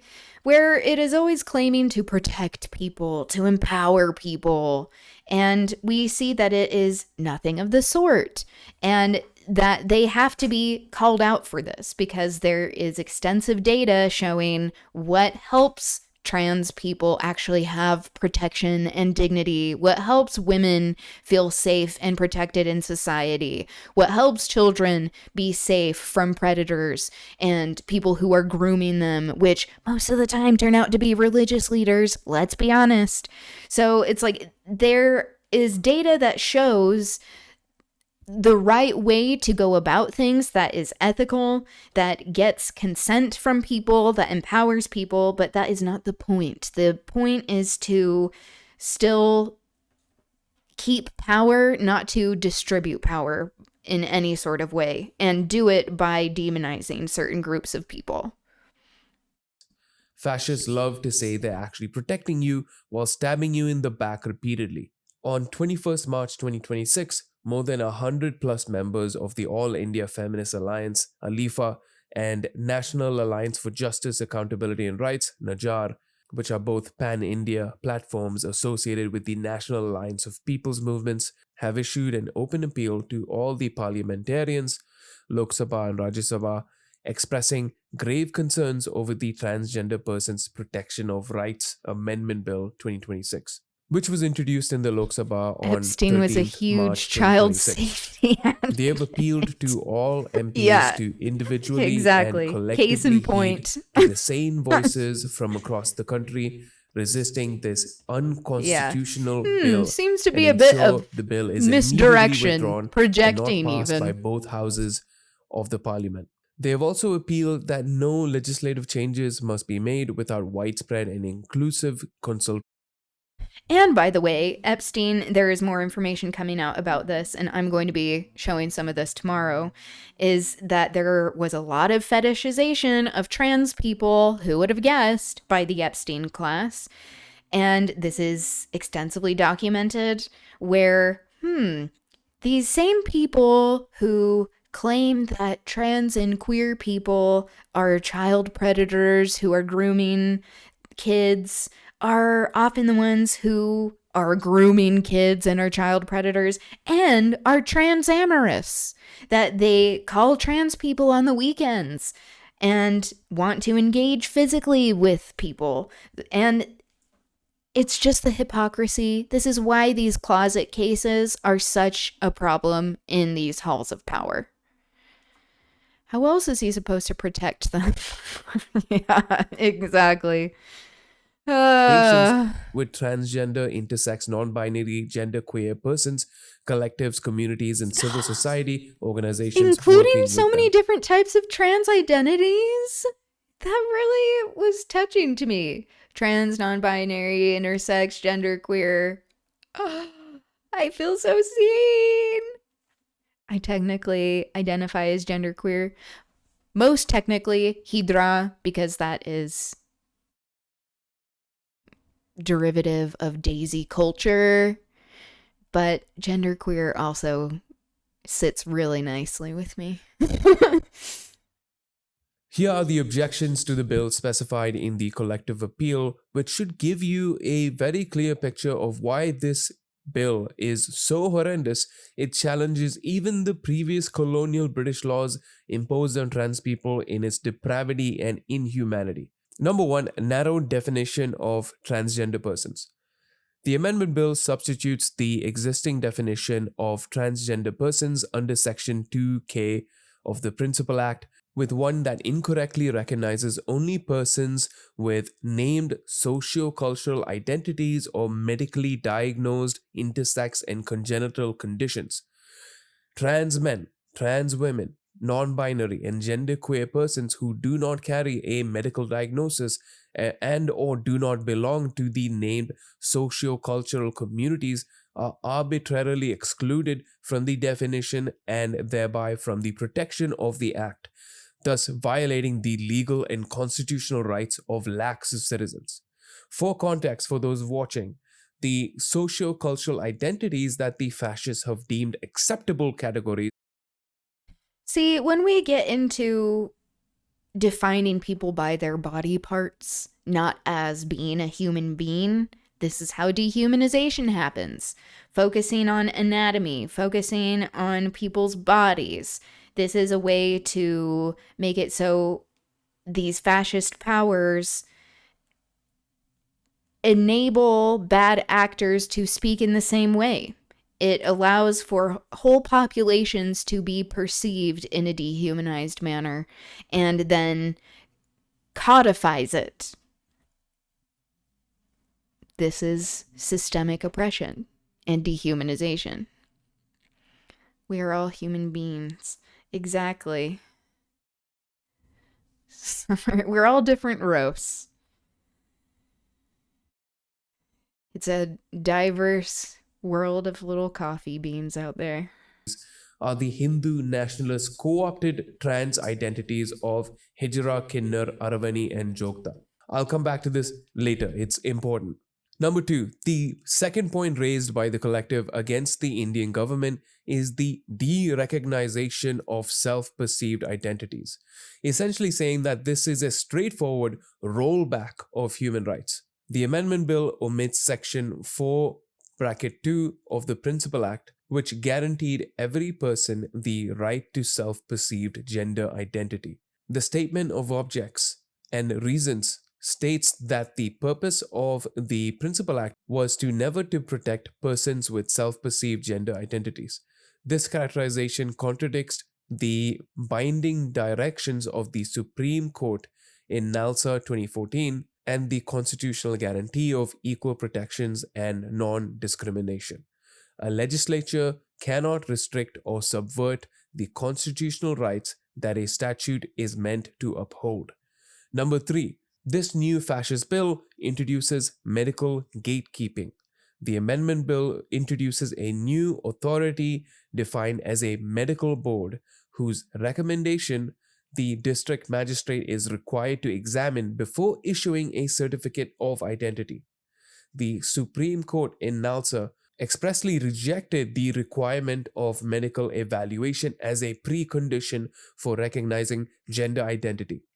The introduction of this medical board reinstates under a different name the very gatekeeping mechanism that transgender communities have resisted and courts have refused in earlier versions of the legislation. The reason why this is gatekeeping is because not everyone has access to medical care. Not everyone lives close to a place where they can get medical care. Even if they do, they may not be offered medical care at a particular clinic, especially if they are trans. And making it so that people actually have to pay for receiving human dignity for their identity.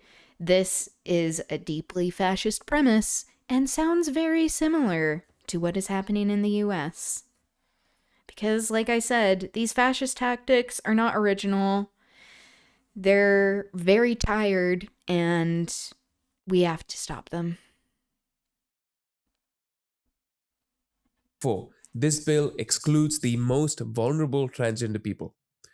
The persons the amendment bill claims to protect, those facing severe social exclusion on account of their gender identity, are disproportionately from economically, culturally, and socially marginalized communities who struggle to access medical and legal systems, a legal framework which de-recognizes self-identification and subjects citizens to extensive administrative and medical scrutiny in order to be legally recognized as their self-identified gender, not only violates the citizen's right to dignity, but also places social protection beyond the reach of the very persons who need them the most.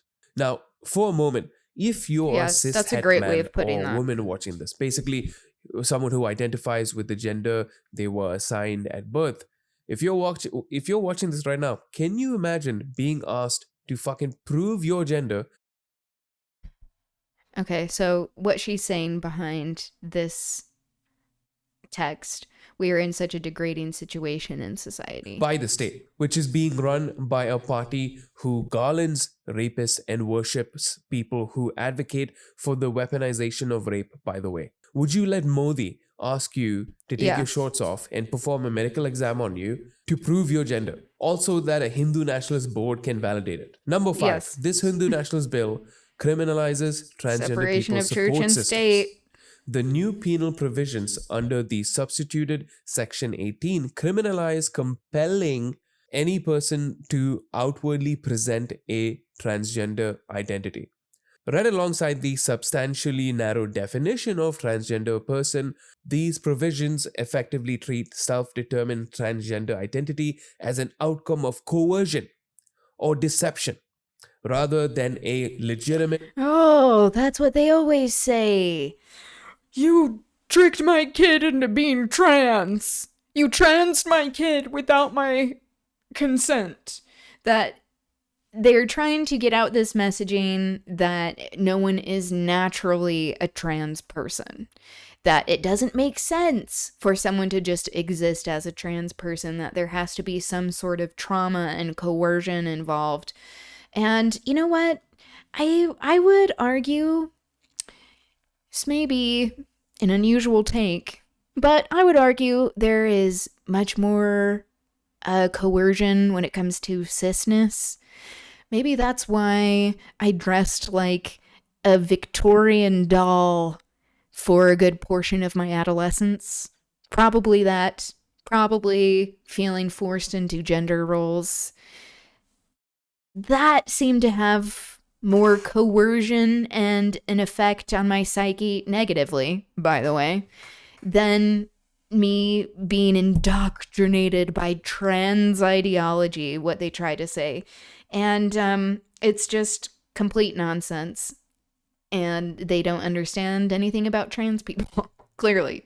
Expression of personhood. But that is also the point, is to create this fear and misinformation, disinformation to target human beings. They further risk being deployed against transgender communities and their support networks that have long functioned as an informal safety net in the face of social and economic vulnerability and absence of state protection. It is also deeply disturbing that the punishments prescribed for such compulsion far outweigh the punishments for public discrimination against transgender people.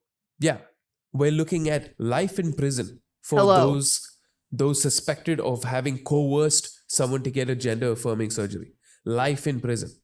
That's what the state wants to do. The statement of objects and reasons offer no empirical evidence of the prevalence of forced gender transition in India to justify this harsh, draconian legislative approach. On the contrary, actually, there is ample research and evidence that the narrative of trans people and groups kidnapping and castrating children is nothing more than a long-standing colonial and social stereotype used to police trans people. Huh. I literally covered this Sounds in my familiar. video on the topic, and here they are, the Hindu nationalist government literally trying to outdo the colonizers. Number 6, the bill does not address existing legal drawbacks. This is really important because the bill addresses none of the existing deficiencies I'm of gonna the get more principal water act, real quick. I'll be right including back. the absence of horizontal reservations in education and employment as directed by NALSA, the inadequate penalties for offenses against transgender persons relative to those prescribed under other protective legislation, the exclusion of chosen family from the statutory definition of what a family even is, and the failure to extend the protection of women from the Domestic Violence Act of 2005 to trans persons. This is what happens when the country is run by a group of men educated not in a normal school, but in the brown version of the Hitler Youth.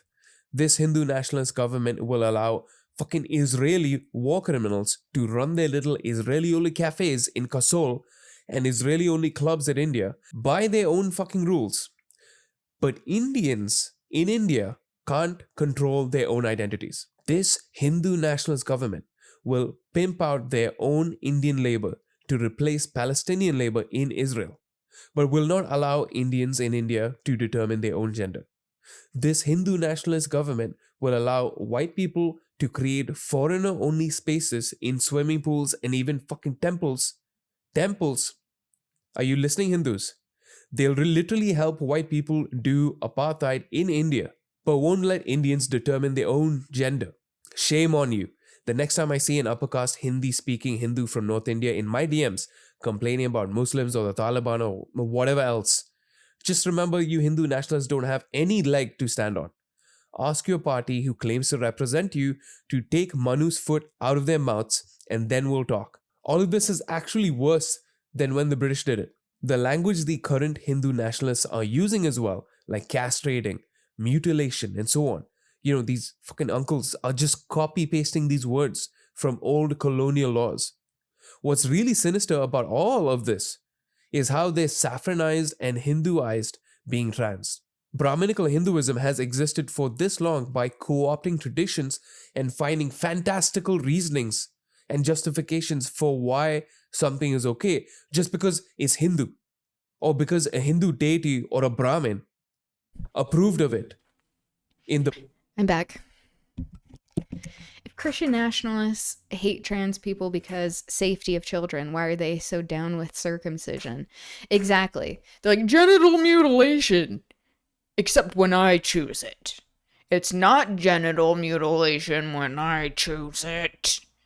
It's like, okay, calm down. If you were so concerned about the safety of children, wouldn't you also have more regulations for childcare, provide more childcare options, have easier access to medical care, not have as many guns in society, like making it so that kids aren't shot in their schools? It's like, we know they don't care about kids. They never have. They clearly only care about the potential for white, straight male life, cis, straight male life. And that is why they want to relegate women to second-class citizens as well, so that they just are baby incubators and don't have control over their bodies.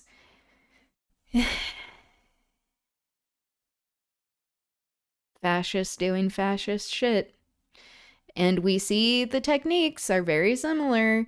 Him talking about this coming from colonial law, this language. Hello, this type of language is being used in the laws in the US, saying genital mutilation and castrating, this kind of language that is extremely violent and implies that it is non-consensual, not that there are families with, guess what, parental rights that can choose what kind of, and should be able to choose what kind of medical care their children and their family receive.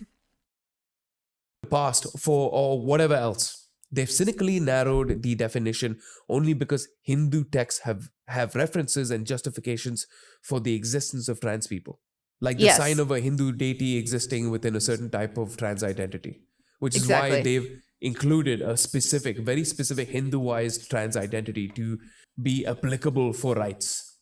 And the other, Yeah, because they want to use religion to justify the oppression of trans people, but only have it be specific to human beings, not to Hindu gods, because Hindu gods are extremely queer, gender queer. They change genders, they fuck each other. And they sleep around. It's like, it's not a big deal.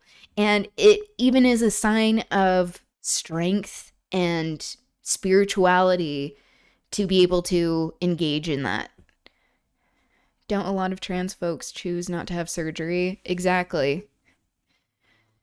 Yeah, and it's like surgery is a privilege. Like, surgery, especially when we talk about it in the US or a place like India, it is extremely expensive, and it is what they call like prohibitive because of the cost, meaning that it is trying to restrict this care to a lot of people because of the outrageous cost.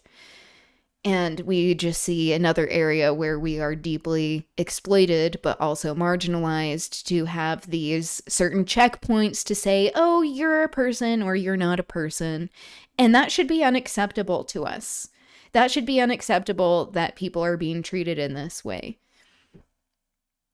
Yeah, and I mean, I think all religions have been guilty of coercing people, especially when it is for political ends. Like, that is when it's at its most dangerous, in my opinion. because, well, they don't exist.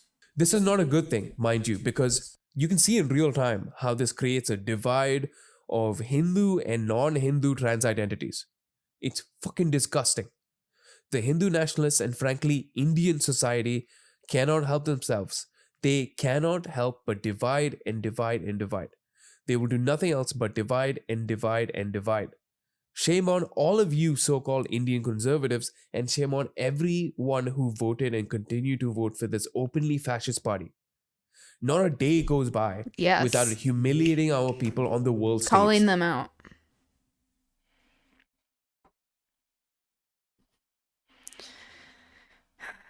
So learning about these things is very upsetting, clearly, and triggering. But it's important to understand what's going on in the world, especially when this is coming for all of us. We need to talk about it, and us not talking about it allows it to continue without any sort of resistance. So this is me again, plugging a national strike. Look up Global Strike US to sign a strike card and submit your demands. And also, check out the World Strike form in the profile, because we need to halt the world's economy to demand for wars and genocides to end, and so that we can actually have human dignity. Oppression does not discriminate.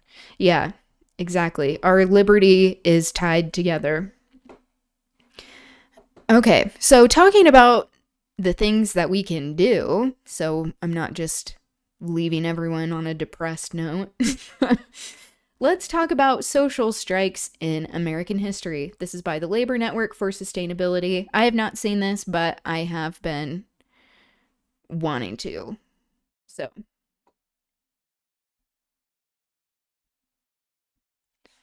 you're looking pretty shaggy. And then swaggy. Thank you. I appreciate it. Ooh, ooh. I don't know. I probably destroyed that perception just now. But thank you. Do if MAGA authoritarianism so undermines. Not this again. Jesus Christ. What can we do if MAGA authoritarianism so undermines democratic governance? This was 6 months ago. It cannot be successfully challenged by conventional means. In many other countries, tyrannies have been overthrown by nonviolent mass popular uprisings. This commentary scours U.S. history for examples of social strikes mass strikes, general strikes, and other large-scale nonviolent actions that shed light on the possibilities and difficulties of using such forms of action to challenge Trump's burgeoning autocracy. Tyrannical regimes Not from just Serbia to the his. Philippines to Brazil It's a whole and many systemic other places problem. have been brought down by nonviolent revolts that made society ungovernable. More recent examples include the popular impeachment of the governor of Puerto Rico in 2019 after the leaking of scurrilous chat group discussions Lil by Shaggy. top government leaders and the massive uprisings I that won't argue removed with the that. president of Korea as he instigated Okay. the coup last I'm done. December. Could such social strikes, large-scale nonviolent direct action, variously called general strikes, political strikes, nonviolent uprisings, or people power, play a significant role in countering Trump's developing autocracy? From the outset of the Trump regime, calls for mass disruptive action started coming from unlikely places. Okay, like I'm Anthony gonna Romero, make another executive bracelet. director of the ACLU. This is an the one that I finished. organization It's very normally small. I associated misjudged with the legal length. action through the courts. What? When Romero was asked in an interview what would happen if the Trump administration systematically defied court orders, he replied, "Then we've got to take to the streets in a different way. We've got to shut down this country." Similarly, senior Democratic Representative Jim McGovern said, "We can't just sit back and let our democracy just fall apart. What we need to think about are things like maybe a national strike across this country." Sarah Nelson, head of the Association of Flight Attendants, said that American workers, no matter what they do or what sector they are in, This is the now type have of video very a few teacher would put options on but in to class when you're join super together tired. to organize Exactly. for a general strike. Especially Nelson led the like it organizing not for a changing, national it just general being strike to successfully the deter voice Trump's of like an attempts to older shut down the person that government just in his drones first on. term. His In voice the will mass put me. calls of anti-MAGA groups, Exactly. the question There aren't of any general visuals strikes to and engage nonviolent either. popular uprisings is constantly raised. Calling for mass strikes is a staple of the radical toolkit. I've made questionable efforts to call 2 or 3 myself over the past half-century. But why has the idea of such mass actions suddenly appeared on the lips of such a wide range of people? There are 3 principal reasons. First, the wide range of people being harmed by the MAGA Because things are juggernaut bad. gives credibility Because to things actions are based bad. on That's wide why. public participation. They're bad enough that people are Second, willing to the talk about a demolition strike. of key institutions of democracy, constitutionalism, and the rule of law is threatening to leave few alternatives to popular uprising. Third, the failure of the leadership of the Democratic Party to effectively oppose the emerging MAGA tyranny has led to despair about resistance within the institutions of representative government. Indeed. These undeniable realities are forcing people to think in unaccustomed ways. Are there precedents in U.S. history from which they can learn? Social strike is a broad term that encompasses a wide range of activities that use the withdrawal of cooperation and mass disruption to affect governments and social structures. Although labor and social movements in the U.S. have a tradition of using mass action and local general strikes, the U.S. has little tradition of using civil resistance for the defense of democracy. The U.S. has seen at least half a dozen phases of intense class conflict, like those the German revolutionary Rosa Luxemburg called periods of mass strike. These often involved popular action that went far beyond, though usually including, the withdrawal of labor power that conventionally defines a strike. Mass strikes have included general strikes, mass picketing, occupation of workplaces and government buildings, nonviolent direct action, shutdowns of commerce, blockading of traffic, and other disruption of everyday activities.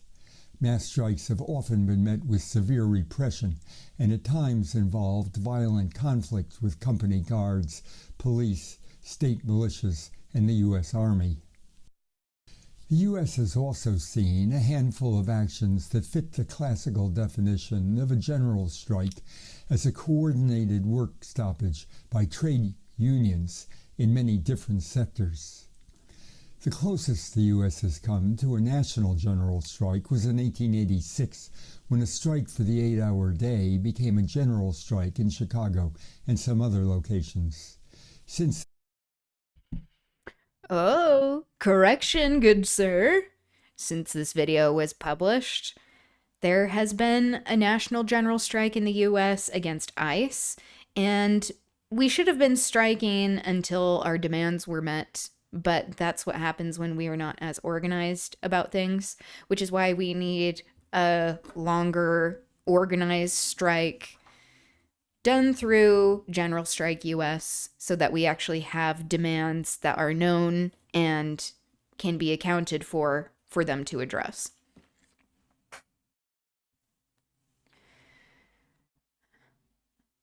I'm gonna take a quick post-work nap. Perfect. It worked out. then, there have been a handful of general strikes in individual cities. For example, Seattle in 1919, San Francisco in 1934, and Oakland, California, and Stamford, Connecticut in 1946.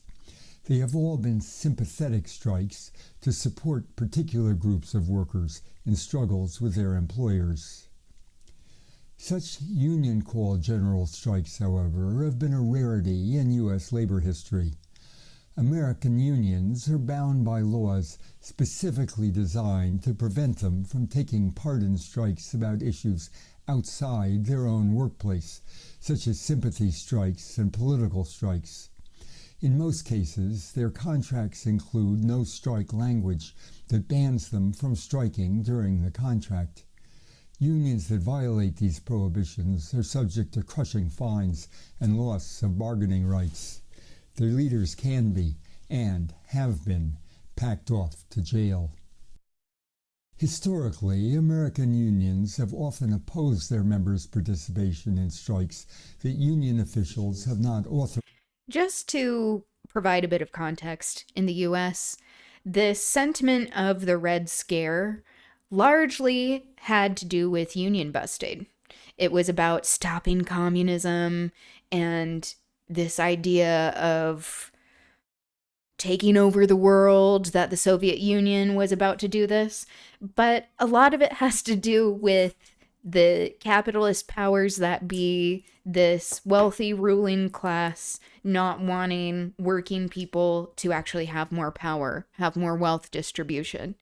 And that it is done through the form of fear-mongering to make people distrust communism, distrust socialism, distrust social programming, distrust unionizing by saying that it is a communist activity.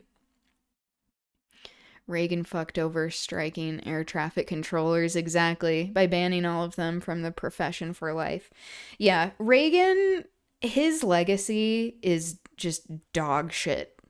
And we are still living with the repercussions now.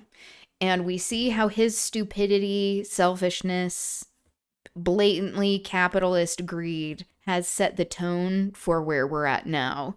That there is a reason why these conservatives are like, he's my favorite president. Yeah, because he was evil in a lot of ways. Like, he made it so that there were so many cuts to social programs, and he's the one that talked about trickle-down economics.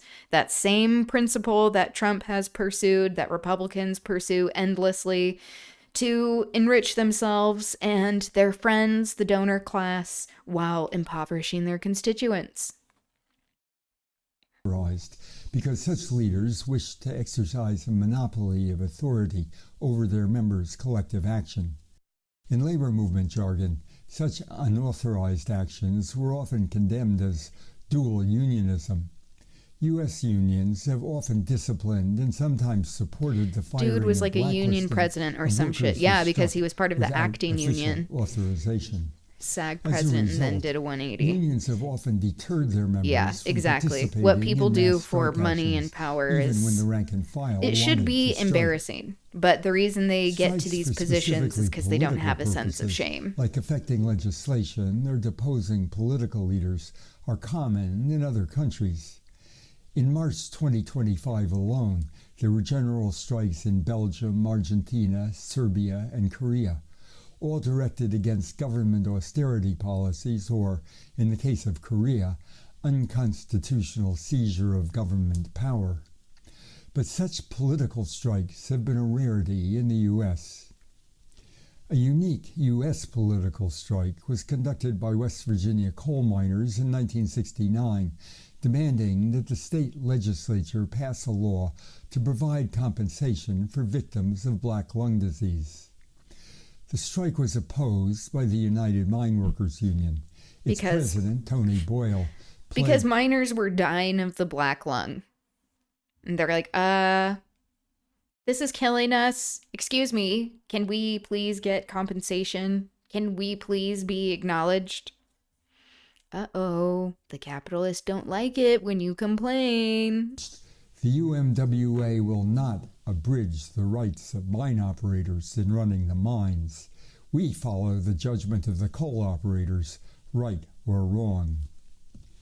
Miners encouraged research by sympathetic doctors, then established the Black Lung Association, which some miners came to refer to as our union, away from the union. The strike began when a West Virginia miner, fed up with the lack of progress on health and safety conditions, spilled his water out on the ground, the traditional appeal to other miners to join a strike. Within 5 days, the Wildcat... I didn't know that little code.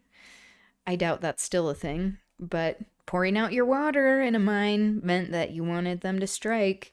They probably had all of these overseers and weren't able to communicate. Also, with water traveling downward because gravity, it eventually reaching people. It's a smart method. It really is a historical aspect of American life, of communities just getting their needs met by taking care of their own. How he said that they essentially had to establish their own research into black lung because the companies were not interested in this.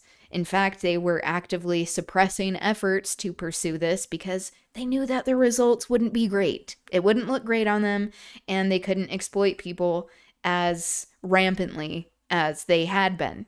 So they had to gather a group of doctors. They had to conduct their own research. They had to fund this and get their needs met in other ways because their actual union was being controlled and suppressed by the capitalist interests.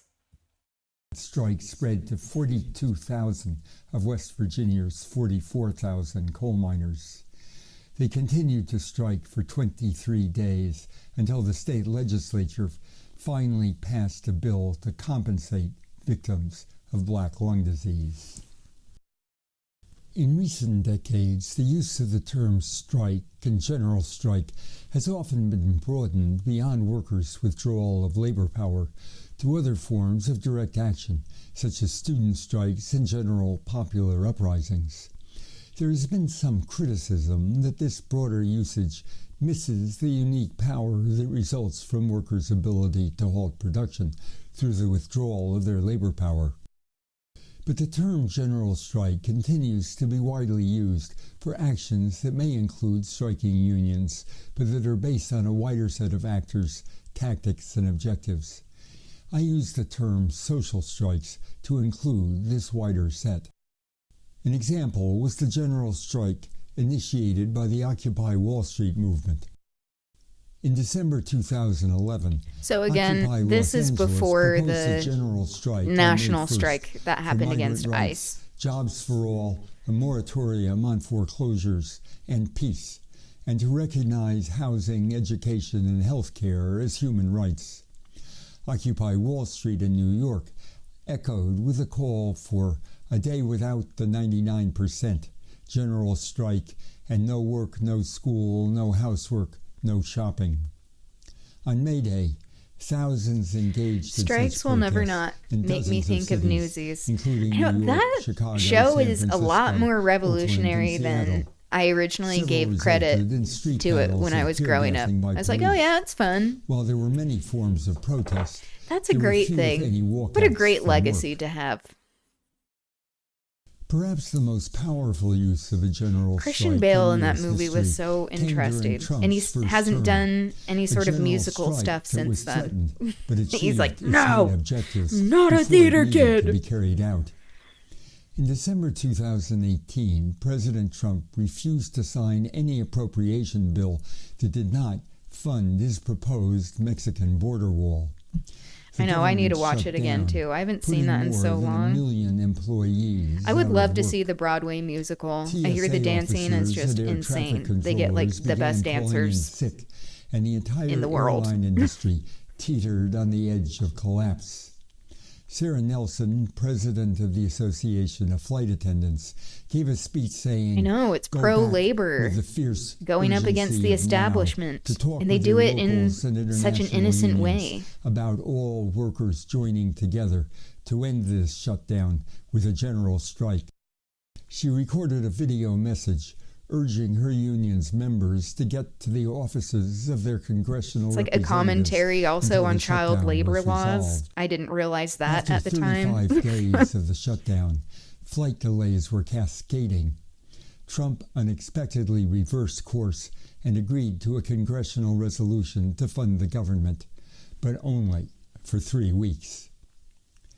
Airline flight attendants then announced a new website called generalstrike2019.org with the headline, "Imagine the power of working people standing together to demand that our government work for us."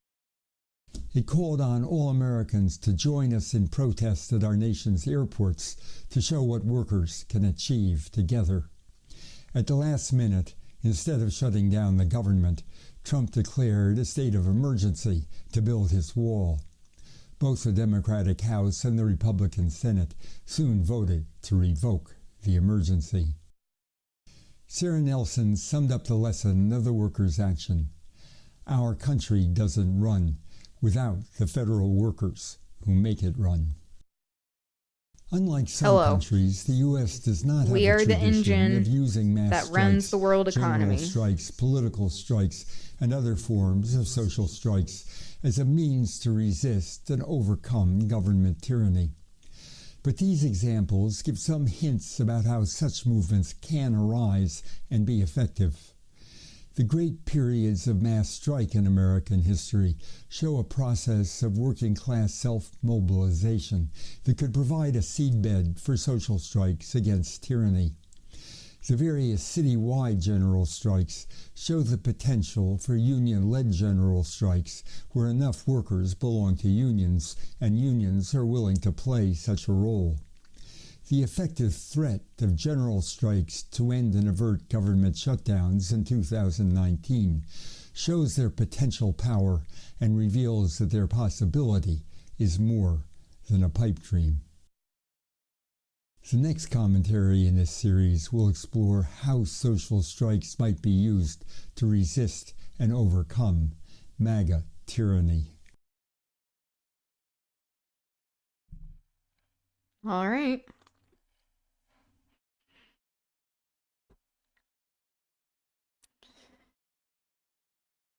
Okay. So I was going to go over some local news stuff.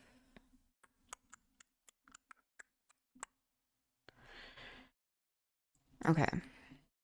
This is how we organize and take our power back. Through a national strike. I'm going to drop a link to this website. I've already done it before,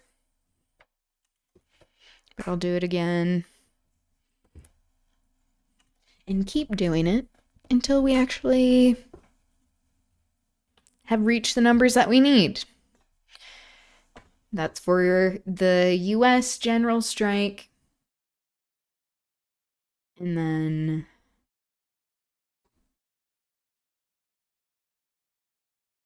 this is for the world strike form that I made. Okay.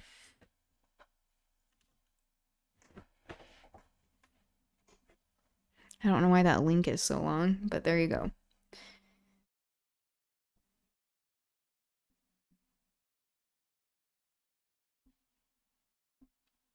Okay.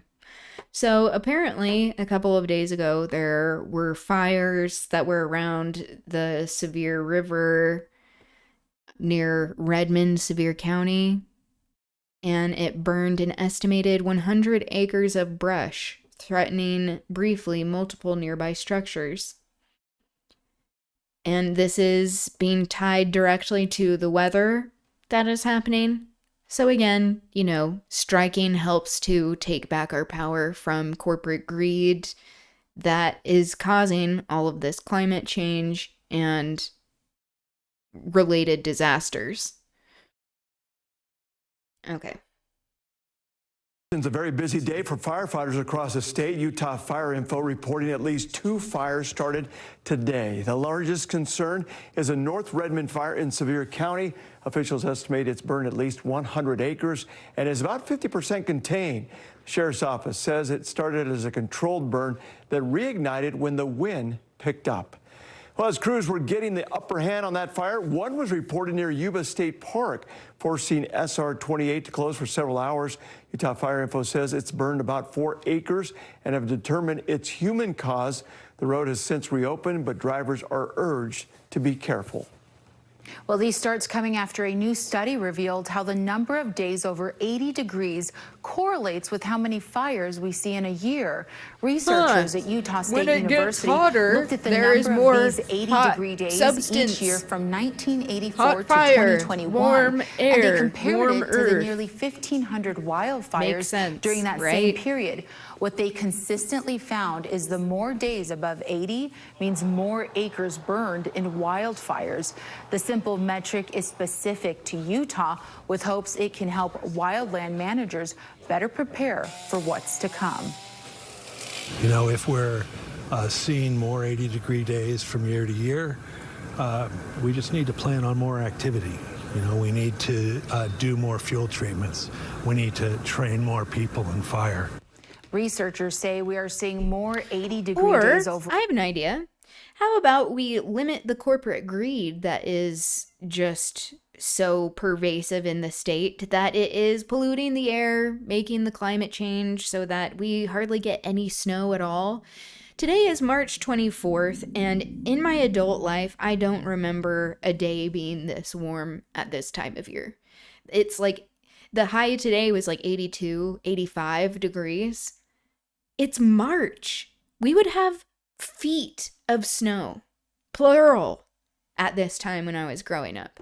Not to be like back in my day, but like I've seen, like many of us have seen this happen over our lifetime. It hasn't been that long since we remember having actual winters. And this is what has happened.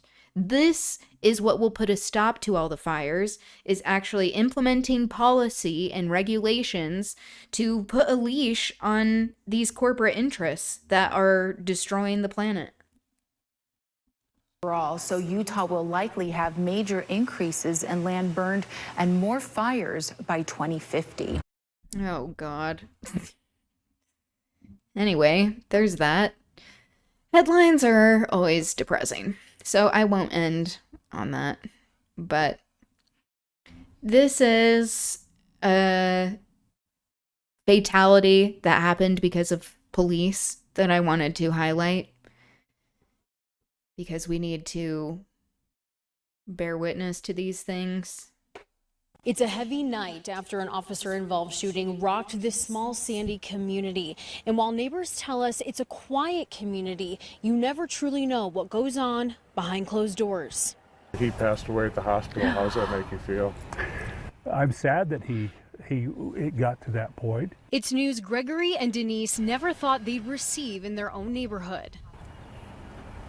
My heart goes out to his family and even the officers and everybody that was involved, because even this morning, all day long, I kept telling my husband, I'm like, gosh, I hope they're okay. They've lived at the corner of Shady Meadow Drive for almost 30 years. Yeah, what's and the thought story? It was just another Sunday. I was watching the basketball games. Of course, immediately at the beginning of this, framing it so that we are having sympathy for the cops. I just feel bad for the officers. They get a veteran neighbor to be talking about this. This is very pro-cop, and that makes me wonder what actually happened. And all of a sudden, there was 4 police cars just jamming by here, and then 2 more. And I go, what the heck? According to Sandy PD, just before 3 p.m., officers responded to a domestic incident. When inside the house, they came in contact with the man in his 40s. Officers were attempting to engage in conversation with that male when he pulled a weapon from his lower leg and charged at the officers. The officers then discharged their weapons, hitting the male multiple times. The man was taken to the hospital where he later died. Okay. It also depends on what kind of man this is. What does he look like? Because we know cops are very eager to shoot people of color, people with disabilities, queer people as well. What are the details here? I am not inclined to believe what cops say. Just on their face. Full stop. But especially to say he got a weapon and charged at us, I don't know. I need more details. Where is the body cam footage? Since stuff like this isn't really common, we wouldn't expect anyone in this neighborhood to really do something like that, so it kind of throws you off guard for sure. Police say they've been Because at the it's house really before, white? but Denise says it's Is that what you mean? Makes me The community's very white? I mean, think about, okay, so what's going on with the neighbors that we don't know about? Because people don't always talk about what's going on. The West Valley OICI team will be taking over the investigation. Right now, police tell us they don't have any more information on what kind of weapon was drawn, who else was in the home at the time, or the man's identity. In Sandy, Carolina Hassett, Fox 13 News, Utah. Okay, so I'll stay up on that and keep you all updated. I was intrigued by this. Governor Cox signs bills to help farmers dedicate some water to the Great Salt Lake. This is by no means enough. He is selling out the Great Salt Lake to corporate interests, these farmers, and refuses to put a cap on the amount of water that people can use, refuses to acknowledge that many people need to change the types of crops that they are growing so that they are not using an inordinate amount of water. So I want to see what this particular framing is on this messaging. Whoops. We're smart enough, we're innovative enough that we can Again. I mean, not like I need to hear Caillou Cox any better or see him The any governor better. signs bills for the Great Salt Lake and water conservation. we're smart enough, we're innovative enough that we can save the Great Salt Lake, still produce the food that we need, make sure that we have a strong economy. We can do all of those things if we're working closely together. I'm Ben Winslow in Cache County. Many of these bills are designed to get Utah's top water user, agriculture, to send more water downstream to help the Great Salt Lake. At a meeting of northern Utah water users, Like Spencer Flaccid Cox, his own alfalfa farm that uses an extraordinary amount of water that is egregious, and he is partially in power because he was talking about during his candidacy that he is for farmers and rural people, meanwhile selling them out to corporate interests because he doesn't want to have to change his crops in order to use less water. It's selfish and deeply harmful. Utah State University researchers, the governor signed a series of bills on water. A major bill creates a new business opportunity for farmers and ranchers. You can lease water for any period of time you want. It makes it easier for farmers to maybe skip a crop and send that water to the Great Salt Lake and still get paid for it. How can we think about water differently as a commodity where you put it into your crop rotation? And that's really what we're trying to do. It's something farmers I spoke with say they're interested in. I think that as they get more comfortable with like a free market system for water, that it will be something that they're willing to do. Legislation the governor also signed ensures the water Free we market do conserve system actually makes it That's to the never Great good. Salt Lake. We were having a hard time actually getting the water from where it was saved to the Great Capitalist Salt Lake. greed. This helps with that. But farmers do have some concerns. They lease this water to the state that eventually the state's going to come back and say, you don't need this water, so we're going to keep taking water. That's been, in talking with people, that's been the biggest hurdle that I've heard. The bill's sponsor insists no farmer will lose their water rights. The governor says all these bills will help at a time we'll the see. Great Salt Lake could hit a new low, creating another ecological crisis for the state. Utah's winter has been abysmal. The entire state is impacted by drought. The reservoir system is going to be challenged this year. Pollution, and so that means oil, cutbacks refineries, for cars. ag producers. It means we're going to have restrictions, I think, in most parts of the state pretty early on this year. My message to Utahns is please, please, please conserve. You'll recall President Trump has expressed support for helping the Great Salt Lake, and the governor says he's now working with the White House for a $1 billion funding request to go before Congress in the next budget. It is, however, unlikely that Congress will fund the full amount. In Cache County, Ben Winslow, Fox 13 News, Utah. Yeah, I'm suspicious of that. What sort of under the table deals are they doing? What is Caillou Cox getting out of this? That's something we need to be on high alert about. Okay, shifting gears a bit, moving on from local news, let's get into decolonizing Wuthering Heights. I wanted to show this video by Florian, a Romani creator, called How Did Romani People Get from India to Europe? So this will provide some context. Heathcliff potentially is Romani. He is a person of color. He is continually described in racialized terms by the narrators.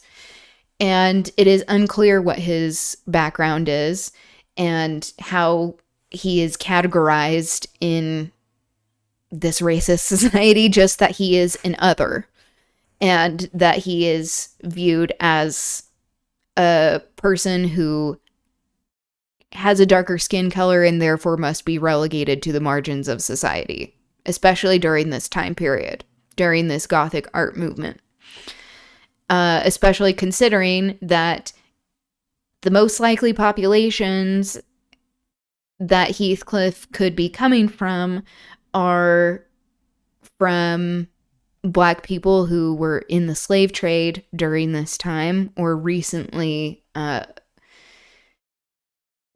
freed later on after the story begins. And Romani people also were enslaved in Europe. So these are two groups of people who have a history of being enslaved and having their slavery upheld by these racialized stereotypes, by colonizer mentality, and that their position in society is systematically marginalized as well, especially through property, who can own land, who can move up in society, if there's any sort of class fluidity. And we see Heathcliff accomplish this through acquiring wealth, buying into the system, and through marriage, and through his misogyny, using the patriarchal system to his advantage. So that's a little bit of the background of why that's important. But I wanted to give this a watch to prep us for the reading. Romani people. Now, if you've seen my last video, you know that Romani people originated in the Indian subcontinent and then migrated all the way to Europe. But what's rarely ever discussed is how we got to Europe. That's what I'm here for. Tavem Bakhtale. My name is Florian and this is Romani History by a Romani Person. And today I'll be discussing the migration of Romani people into Europe. as well as what happened when we first entered into Europe. That is one of the major reasons why we are still persecuted to this day. Now, if you look at a world map, you may notice that in between India and Europe, there is a large expanse of land known as the Middle East or Western Asia. And right outside of South Asia is Iran, the first place in Romani people's migration out of India. We know for certain that it was through Iran that Romani people migrated out of India for two major reasons. One, the Iranian loanwords in the Romani language show an extended amount of time that Romani people spent in Iran. And two, our genetics, which I will touch upon later. You know, Romani people left India around the 11th century and entered Europe around the 14th century.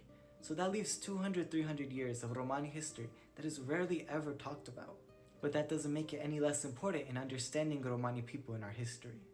Now, one of the legends that is frequently attributed to Romani people, however most historians now believe that it's more likely talking about the Domari people, is the Shahnameh legend of ancient Persia. According to legend, a Persian Sasanian king, towards the end of his reign, learned that the poor in his empire could not afford to listen to music.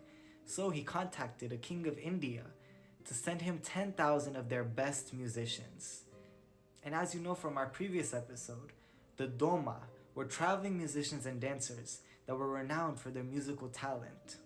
Upon arriving into Persia, these Indian musicians were each given a plot of land, wheat, and oxen to live off of and do agriculture with. However, after a year, they came back to the Persian king, starving with hollowed-out cheeks because they had eaten all of their wheat and oxen. Upon seeing this, the Persian king was furious, so he banished the Indian musicians out of Iran to go wandering the world. Of course, this is just a legend, but there is one thing that mirrors reality, and that is that Romani people did not spend too much time in Iran. We can tell from the amount of Iranian loanwords in the Romani language that the time spent in Iran was relatively brief compared to the next destination, Armenia. Now you may think, Armenia, isn't that a small country tucked away in the Caucasus? How did they get all the way over there? Well, during that time period, Armenia actually covered most of what is now eastern Turkey and surrounding areas. Now, like the Iranian loanwords, every single Romani dialect also has Armenian loanwords, and a significant amount at that. For example, the word pachiv or pativ, which means honor, comes from the Armenian language. This reveals a significant amount of co-inhabitants between Romani people and Armenians that show us the migration route that Romani people took to get to Europe. What also shows this is genetics. You see, in addition to South Asian DNA, almost all Romani people have West Asian DNA, which also reveals this migration path. On average, Roma in the Balkan region, or the area of first contact, have around 25% West Asian DNA, with most of that being Armenian or Iranian related ancestry. For me personally, I'm actually mixed with a quarter Armenian, so when I take DNA tests, they are unable to discern the difference between the West Asian DNA of my Armenian ancestry and my Romani ancestry. Yeah, so that's racist. 25%. Most DNA tests You need Romani people working on that shit. 40% Armenian DNA because of my Romani ancestry. Some historians believe that it was actually in Armenia, not in Europe, where Romani people first started to syncretize their Hindu beliefs with Christian beliefs, as they believed that Romani people upon arriving to Europe were not all the way Hindu, but they were not all the way Christian. They were somewhere in the middle. Now, why did Romani people leave Armenia and Iran after only being there for only a few decades or centuries? Well, the most likely theory given by historians were the constant Turkic and Mongol invasions that were happening in that region during that time. You know, we had the Seljuks, the Timurids, the Mongols, and many more. These invasions wreaked havoc on Armenia, which according to sources at that time was turned into a desert, and Armenian people became a minority in their own land. So it makes sense why these brutal invasions would push Romani people further west into the Byzantine Empire and ultimately into Europe. Now this is where things start getting a little bit clearer. Compared to Persian and Armenian, Romani has way more Greek loanwords, showing that Byzantine influence. The Byzantine Empire was Romani people's last stop. I didn't know India that. to That's Europe, interesting. and the start of our oppression in Europe. You see, here is where one of the most damaging racial slurs towards the Romani people was first ascribed to us, under the Greek name Atiganoi, or as you may recognize it today, Tsigan, Zigeuner, Cigano, and so on. Now this word was the Greek word for untouchable, and historians have two main theories on why Romani people ended up getting called that.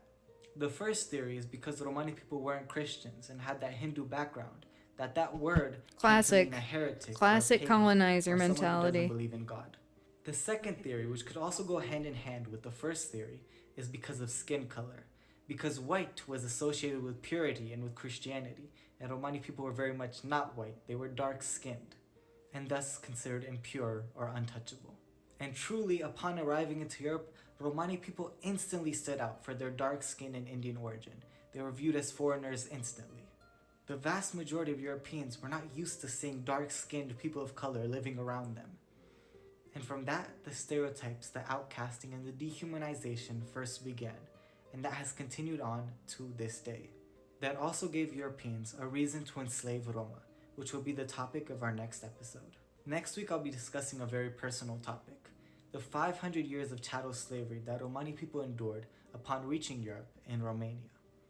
If you enjoyed this video or you learned something new, I'd greatly appreciate if you liked and commented on it. And as always, make sure to subscribe and hit post notifications so you don't miss a new video. And leave some suggestions for what other videos you'd like to see. This has been Romani History by a Romani person. Devlesa. Okay. So that's where we're getting more of the migration story of Romani people to the British Isles. Also, P.S. I finished this.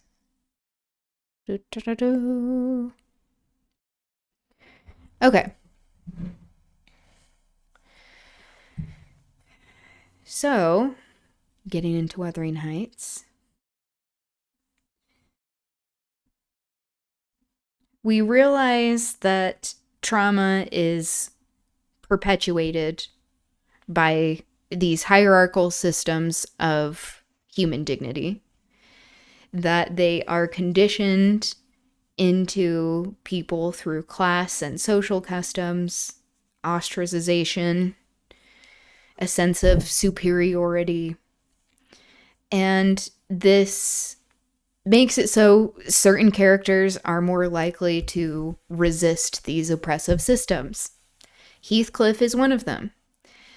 His beef with the Linton family, with Hindley Earnshaw, the people who did him wrong, makes sense when it shows his disproportionate ill treatment in the story, which is indicative of ill treatment in society at large, not only for him, but of people with darker skin, especially people who are Romani or Black, and that this lack of identity is a way rarely he uses to elevate himself in society, but there's a reason why it's these sort of unknown methods that he attains this power and wealth, because that's not a common thing that people did. There was not a whole lot of class fluidity, class mobility. I was about to say mobilization. I'm like, that's not right. And where did we leave off? Let me see. Okay, so Edgar Linton died. He had his funeral. Heathcliff had all of the servants be dismissed except Nellie, and now he's making Kathy, who just married Linton, to live at Wuthering Heights. Okay. I have paid a visit to the Heights, so Nellie narrating, but I have not seen her since she left. Joseph held the door in his hand when I called to ask after her and wouldn't let me pass. He said Mrs. Linton was thrang. Okay, what does that mean?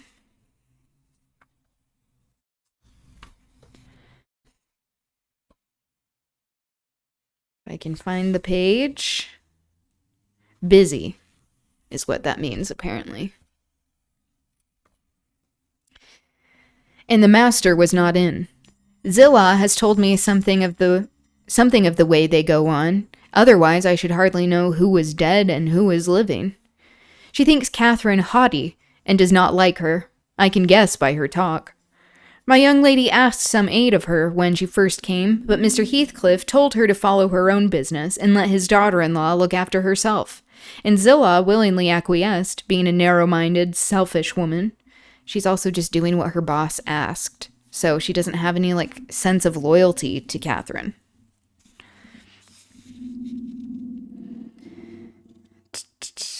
Catherine evinced a child's annoyance at this neglect, repaid it with contempt, and thus enlisted my informant among her enemies, as securely as if she had done her some great wrong. I had a talk with Zillah about 6 weeks ago, a little before you came one day, when we foregathered on the moor, and this is what she told me. The first thing Mrs. Linton did, she said, on her arrival at the Heights, was to run upstairs without even wishing good evening to me and Joseph. She shut herself into Linton's room and remained till morning. Then, while the master and Earnshaw were at breakfast, she entered the house and asked all in a quiver if the doctor might be sent for. Her cousin was very ill. We also see how there are these class distinctions and perspectives of people in lower classes being like, why are you so upset? You don't have to work for a living. What is wrong? You may have to cook something occasionally or learn how to do something on your own. What is so bad about that? But they also are experiencing, for these people in these upper classes, this kind of pain in a way that they haven't before. So to them, their problems are the worst that they've ever been. And to people who've experienced worse situations and exploitation and oppression are like, what? Why are you so upset? We know that, answered Heathcliff, but his life is not worth a farthing, and I won't spend a farthing on him. But I cannot tell how to do, she said, and if nobody will help me, he'll die. Walk out the room, cried the master. It's harsh. And let me never hear a word more about him. None here care what becomes of him. If you do, act the nurse. If you do not, lock him up and leave him. So we see also the cruelty of Heathcliff extending to neglect with his son, and that it being very intentional, most likely, that he wants the property that Linton came into, and he wants Linton to pass away so that Heathcliff can be the recipient of all of this property. Even though he technically is the one controlling the situation, it will officially make him the owner when Linton passes away. Then she began to bother me, and I said I'd had enough plague with the tiresome thing. We each had our tasks, and hers was to wait on Linton.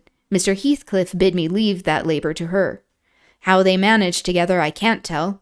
I fancy he fretted a great deal and moaned his self night and day. It's spelled his selm.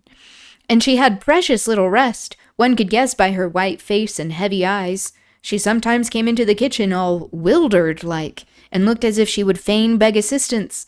But I was not going to disobey the master. I never dared disobey him, Mrs. Dean, and though I thought it wrong that Kenneth should not be sent for, it was no concern of mine either to advise or complain, and I always refused to meddle. Once or twice, after we had gone to bed, I've happened to open my door again and seen her sitting crying on the stairs top. Okay, so on top of the stairs. And then I've shut myself in, quick, for fear of being moved to interfere. I did pity her then, I'm sure. Still, I didn't wish to lose my place, you know. And Zillah is expecting Nellie to be more compassionate to her version of the story because they come from the same class. And we'll see Nellie get upset because Nellie cares about Catherine and feels like she deserves to be treated in ways that are indicative of her class. At last, one night she came boldly into my chamber and frightened me out of my wits by saying, "Tell Mr. Heathcliff that his son is dying. I'm sure he is this time. Get up instantly and tell him." Having uttered this speech, she vanished again. I lay a quarter of an hour listening and trembling. Nothing stirred. The house was quiet. She's mistaken, I said to myself. He's got over it. I needn't disturb them. And I began to doze. But my sleep was marred a second time by a sharp ringing of the bell, the only bell we have put up on purpose for Linton, and the master called to me to see what was the matter, and informed them that he wouldn't have that noise repeated.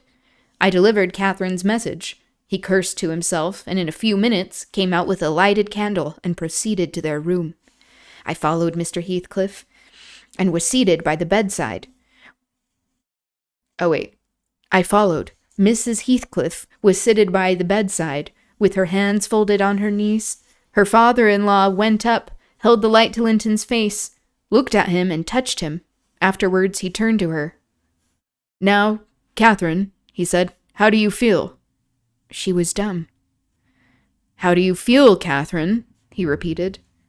"He is safe, and I'm free," she answered. "I should feel well, but," she continued with a bitterness she couldn't conceal, "you have left me so long to struggle against death alone that I feel and see only death. I feel like death." And she looked like it too.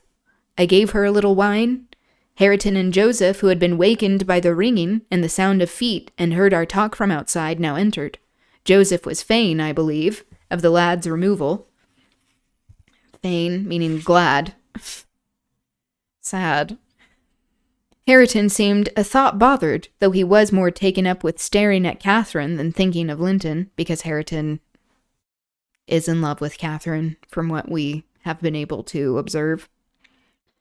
But the master bid him get off to bed again. We didn't want his help. He afterwards made Joseph remove the body to his chamber. Okay, so he did pass away officially. And she's saying that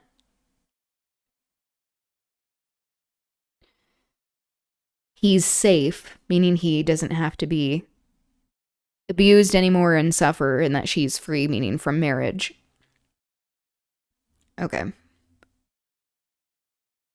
He afterwards made Joseph remove the body to his chamber and told me to return to mine, and Mrs. Heathcliff remained by herself.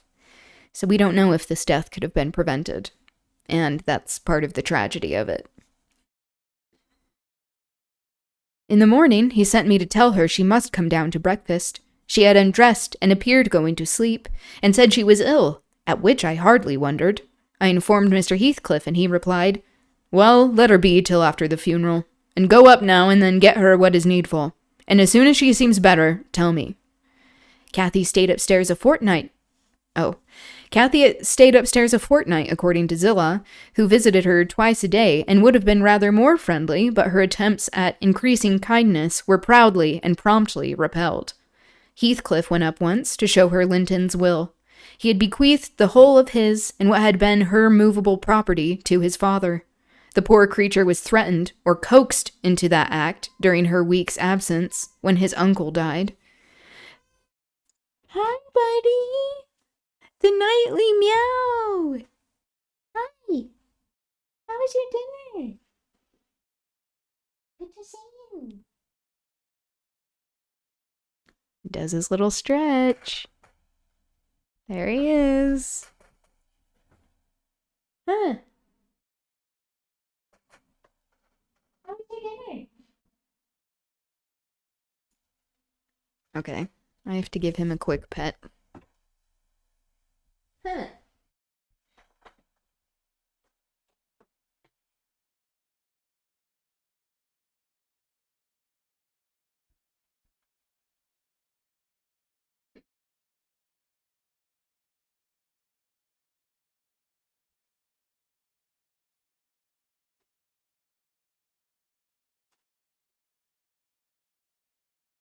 You look like you're trying to lure me out.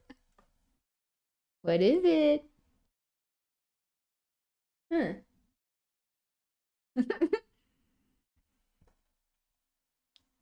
You're very cute.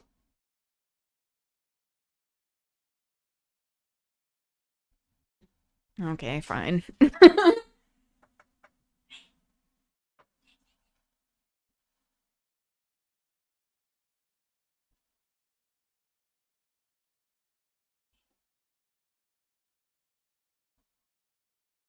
Oh, I see the other one.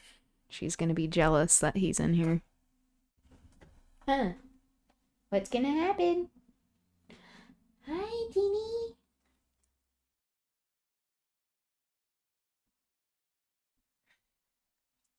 Hi. You can't see her. She came up, though. He's just rolling around.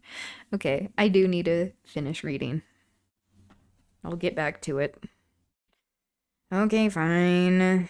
Just get distracted by cuteness. It works on me every time.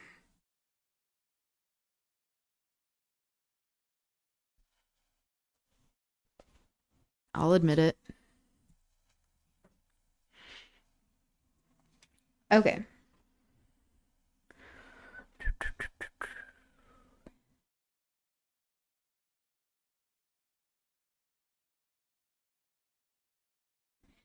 The poor creature was threatened or coaxed into that act during her week's absence when his uncle died, meaning Linton was threatened into giving his dad all of the property. The lands being a minor he could not meddle with. However, Mr. Heathcliff has claimed and kept them in his wife's right, and his also, I suppose legally at any rate. Catherine, destitute of cash and friends, cannot disturb his possession. Nobody, said Zillah, ever approached her door, except that once, but I... Okay, ... And nobody asked anything about her. The first occasion of her coming down into the house was that on a Sunday afternoon. She had cried out when I carried up her dinner that she couldn't bear any longer being in the cold, and I told her the master was going to Thrushcross Grange, and Earnshaw and I needn't hinder her from descending. So as soon as she heard Heathcliff's horse trot off, she made her appearance, donned in black, and her yellow curls combed back behind her ears as plain as a Quaker. She couldn't comb them out. Joseph and I generally go to the chapel on Sundays. The kirk, you know, has no minister now, explained Mrs. Dean, and they called the Methodist or Baptist place, I can't say which it is at Gimmerton, a chapel. Joseph had gone, she continued, but I thought proper to bide at home. Young folks are always the better for an elder's overlooking, and Hareton, with all his bashfulness, isn't a model of nice behavior. I let him know that his cousin would be very likely to sit with us, and she had always been used to see the Sabbath respected, so he had as good leave his guns and bits of indoor work alone while she stayed, and he's going to be very excited about that since he has feelings for Catherine. Or maybe he's going to be extra angry because he cares about her and can't do anything about it. Excuse me. Okay. He colored up at the news and cast his eyes over his hands and clothes. The train oil and gunpowder were shoved out of sight in a minute. I saw he meant to give her his company, and I guessed by his way he wanted to be presentable. So laughing, as I durst not laugh when the master is by, I offered to help him if he would, and joked at his confusion. He grew sullen and began to swear, calling him out for caring about his appearance. Now, Mrs. Dean, she went on, seeing me not pleased by her manner, you happen to think your young lady too fine for Mr. Hareton, and happen you're right. But I own I should love well to bring her her pride a peg lower. And what will all her learning and her daintiness do her for now? She's as poor as you, or I. Poorer, I'll be bound. You're saving, and I'm doing my little all that road. So this is a really interesting commentary on society, this little note. By saying that Catherine, even though she technically is in a privileged class and has received all of this tutoring and training to be a lady of this class, that she technically doesn't own anything. She doesn't have any money, and that Heathcliff is ensuring her oppression and that she doesn't have resources. So this is deeply problematic, but we see how women are oppressed in this way. Okay. Hareton allowed Zillah to give him her aid, and she flattered him into a good humor, so when Catherine came, half forgetting her former insults, he tried to make himself agreeable by the housekeeper's account. Mrs. walked in, she said, as chill as an icicle, and as high as a princess. I got up and offered her my seat in the armchair. No, she turned up her nose at my civility. Earnshaw rose too, and bid her come to the settle, and sit close by the fire. He was sure she was starved. I've been starved for a month and more, she answered, resting on the word as scornful as she could. And she got a chair for herself and placed it at a distance from both of us. Having sat till she was warm, she began to look round, and discovered a number of books in the dresser. She was instantly upon her feet again, stretching to reach them, but they were too high up. Her cousin, after watching her endeavors a while, at last summoned courage to help her. She held her frock, and he filled it with the first that came to hand. That was a great advance for the lad. She didn't thank him. Still, he felt gratified that she had accepted his assistance, and ventured to stand behind as she examined them, and even to stoop and point out what struck his fancy in certain old pictures which they contained. Nor was he daunted by the saucy style in which she jerked the page from his finger. He contented himself with going a bit farther back and looking at her instead of the book. She continued reading, or seeking for something to read. His attention became, by degrees, quite centered in the study of her thick, silky curls. She's just observing all of this while he's just staring at her very openly.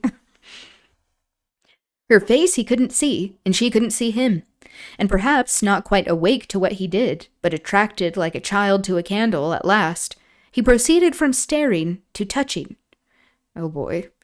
He put out his hand and stroked one curl as gently as if it were a bird. He might have stuck a knife into her neck. She started round in such a taking. "Get away this moment! How dare you touch me? Why are you stopping there?" she cried in a tone of disgust. "I can't endure you. I'll go upstairs again if you come near me." Mr. Harriton recoiled, looking as foolish as he could do. He sat in the settle very quiet, and she continued turning over her volumes another half-hour. Finally, Earnshaw crossed over and whispered to me, "Will you ask her to read to us, Zillah? I'm stalled of doing naught, and I could like to hear her. Dunnot say I wanted it, but ask yourself." Okay, a footnote. Stalled of, meaning tired of. He's tired of doing nothing. "Mr. Harriton wishes you to read to us, ma'am," I said immediately, her just immediately outing him. "Hi, Dini. Come here."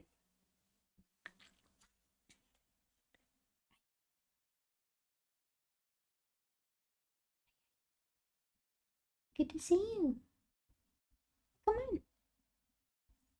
We'll see if she comes up.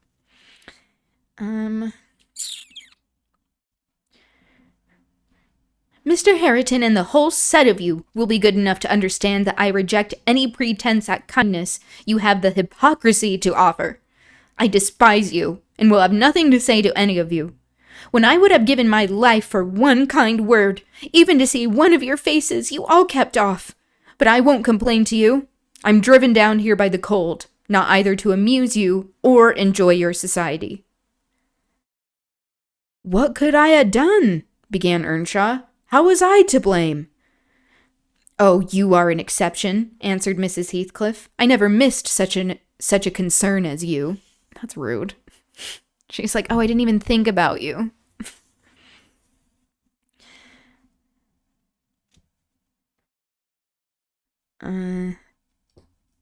"But I offered more than once, and asked," he said, kindling up at her pertness. "I asked Mr. Heathcliff to let me wake up for you."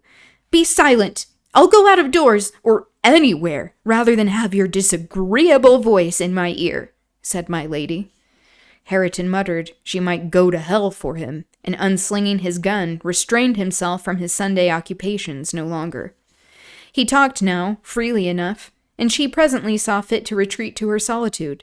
But the frost had set in, and in spite of her pride, she was forced to condescend to our company more and more. However, I took care that there should be no further scorning at my good nature. Ever since, I've been as stiff as herself, and she has no lover or liker among us, and she does not deserve one. For let them say the least word to her, and she'll curl back without respect of anyone. She'll snap at the master himself, and as good as dares him to thrash her, and the more hurt she gets, the more venomous she grows. At first, on hearing this account from Zillah, I determined to leave my situation, take a cottage, and get Catherine to come and live with me. But Mr. Heathcliff would soon permit that, as he would set up Harriton in an independent house. And I can see no remedy at present, unless she should marry again. And that scheme it does not come within my province to arrange. So she is trying to save Catherine by having her marry Mr. Lockwood. That's what this is setting it up for. Thus ended Mrs. Dean's story. So back to Lockwood's perspective. Notwithstanding the doctor's prophecy, I'm rapidly recovering strength, and though it be only the second week in January, I propose getting out on horseback in a day or two, and riding over to Wuthering Heights to inform my landlord that I shall spend the next 6 months in London, and if he likes, he may look out for another tenant to take the place after October. I would not pass another winter here for much. Okay. So we get the final part of the story of Catherine being at Wuthering Heights, and it seems that she has turned to magic in order to free herself of this situation, that she does not have many friends or allies or points of recourse for her situation, and that she has turned to the magical arts to free herself from this. It will be interesting to see how that plays more of a role as we catch up to the modern day, if that plays a role. Keep having the hiccups. Anyway, that's going to be it for me today. But tomorrow, I wanted to continue talking about resisting the fascist violence that is going on in the world, in the country, highlight some more trans issues, but then also talk about trans healthcare. And I have a friend who works at AIDS United who made a really excellent training for healthcare workers. So I wanted to go through that training just on the stream. And it may take a couple of streams to go through it, which I'm happy to do. It is excellent, and I have a really cool friend. I'm very proud of them and the work that they're doing, so we'll go over that. And it is also Banned Book Club, and we're reading to chapter 14. The chapters are a little bit longer in this one, so reading 12 and 13.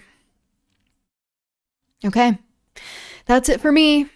Thank you for being here. It was good chatting with you. I hope you have a good rest of your day, evening, wherever you are, and I will see you soon. Okay, bye.